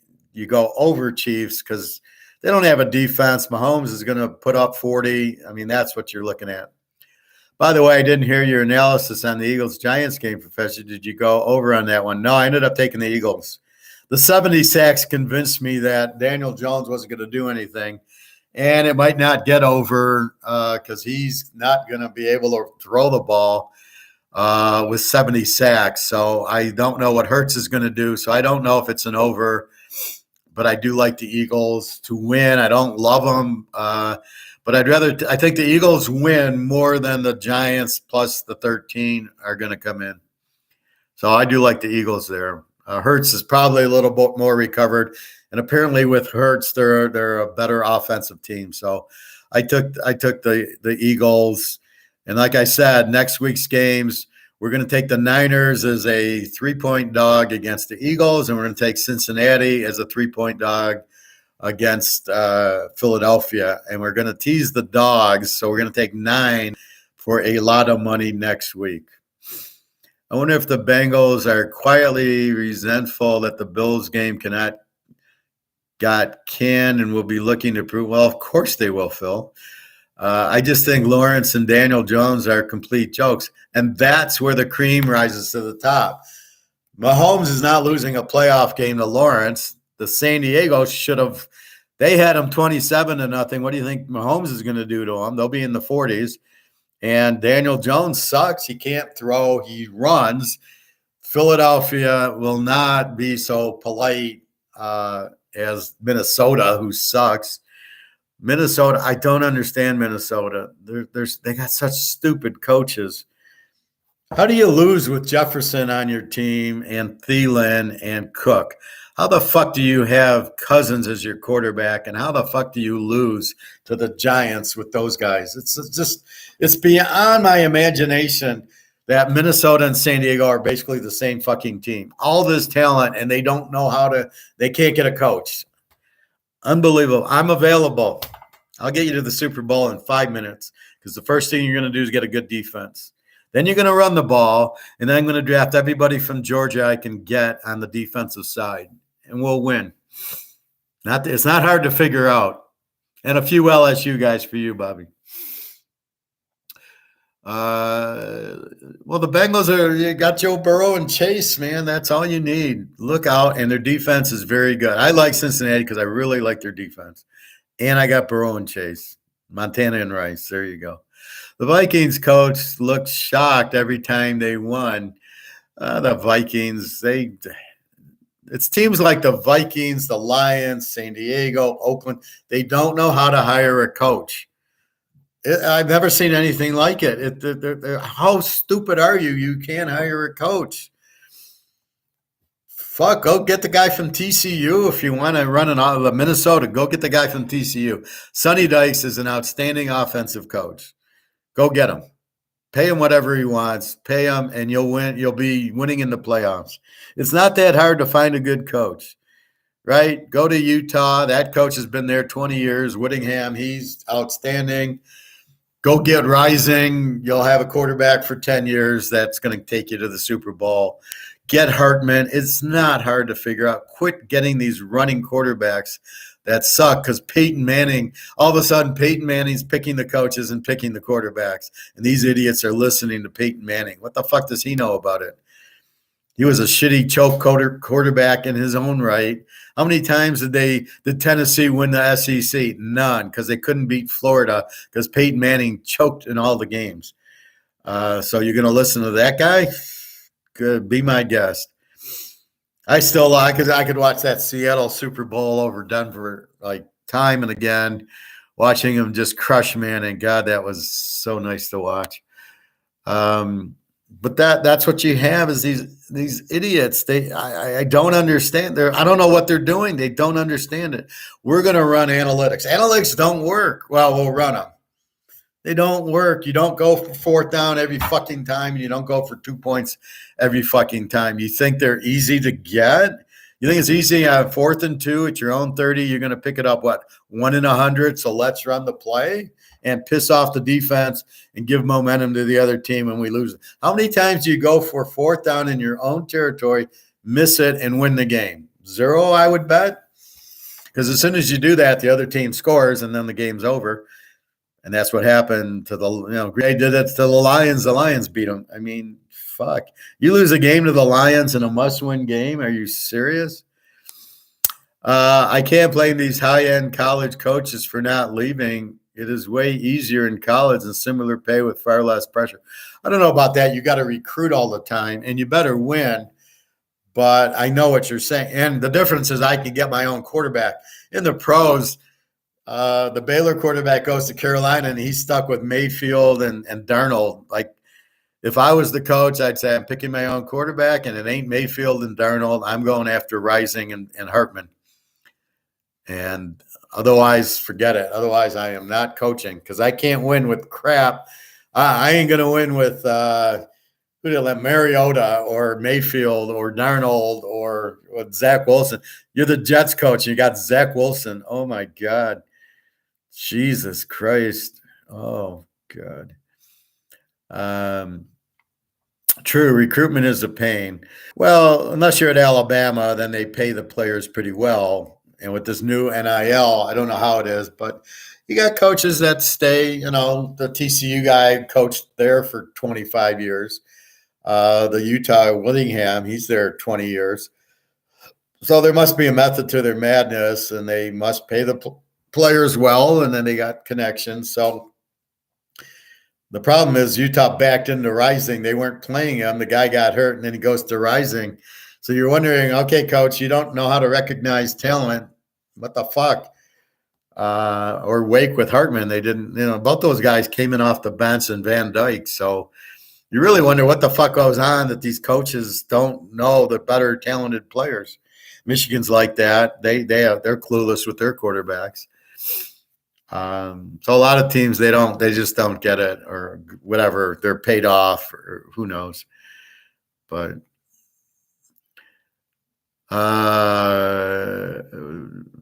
the press has Deion's back, so I guess he isn't worried. Deion Sanders.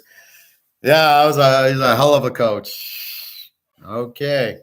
Yeah, I'm sure they'll be winning. Where are they at? Colorado. So let's bet Colorado goes 0-13 next year. We will be betting against Colorado every game next year because this guy's got to go against Utah, USC, UCLA are all in the South Conference. Good fucking luck. And if he gets the crossover with Washington and Oregon, that's 5 losses, or Oregon State or Washington State. Who the fuck you going to beat there? Maybe Arizona State, Stanford, maybe Cal. That's about that. He's not even as good as Cal and Stanford at Colorado. So, yeah, okay, Deion, I'll give you 2 games. Well, in conference, I'll give you maybe you win 2. Out of conference, are they going to play Hawaii, South Dakota State, and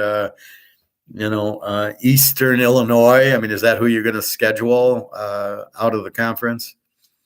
So Deion, just like Trevor Lawrence, they're trying to make him into something, or Lamar, they're trying to make him a superstar. I'm looking forward to betting against Colorado next season. Maybe my previous comment before press, one didn't show up. I don't know why. I don't know. You sometimes, I don't know that you push any. Like here, I don't type in. I just talk, so I don't know what you guys. I would assume you just put in a comment and off you go. But this is a live chat, so I've never done a live chat. I did one with an economics guy, and I really ripped him up about the gold and the economy. But he read mine a lot because he was interested in mine. I was shocked a couple of weeks ago when I saw the Bears started Nathan Peterman for their last game and how it does. And does he have a job in the NFL? Yeah, wow, there you go. Why does Peterman even playing? The guy sucks. And what are the Bears saying when they start Peterman? Now, I think Fields was hurt, but I don't think Peterman's their second-string quarterback. And it was the same thing. As the other team did that. Look at the Giants. They started Webb. What's he doing in the pros instead of their backup? And why didn't they play Daniel Jones against Philly? That's my whole point. If they should have tried against Philly, then they could have beat them, and then now going into this game, they'd know they won. Instead, they got their ass kicked 48-25 in the first game, and now they lost the second game because they didn't try. So in their minds, they can't beat Philadelphia. Well, if they would have tried and beat them, how do you not try? Okay, Whippy, they beat Minnesota. I heard some idiot on ESPN or something say, see, look at San Diego played the last game and lost, but the Giants didn't play and won. And I'm like, what kind of fucking argument is that? The Giants beat Minnesota, Whippy, and then San Diego, who played a good game, should have won, but don't blame the fact they played the last game against Denver. Blame that they have idiot coaches.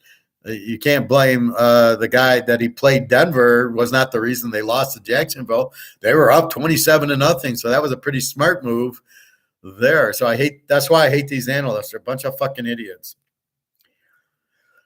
All right, 3:10, time to go swim, and I got to get Chinese, and the game's on at 4:30. So, again, Kansas City 37-24, Philly 27-20, Cincinnati 34-31, and San Francisco 27-17 are your scores for the weekend. Put it in the bank. Buy your gold and silver. Bobby, you need to start buying gold. All right, enough with the silver. I was shocked a couple of weeks ago when I saw the Bears start. That the one guy who threw 5 picks in the first half of a game, yeah, for Buffalo. Time to rewind, class. Interested to see the vids you mentioned. Good luck, everyone. All right, have a great day. Good luck.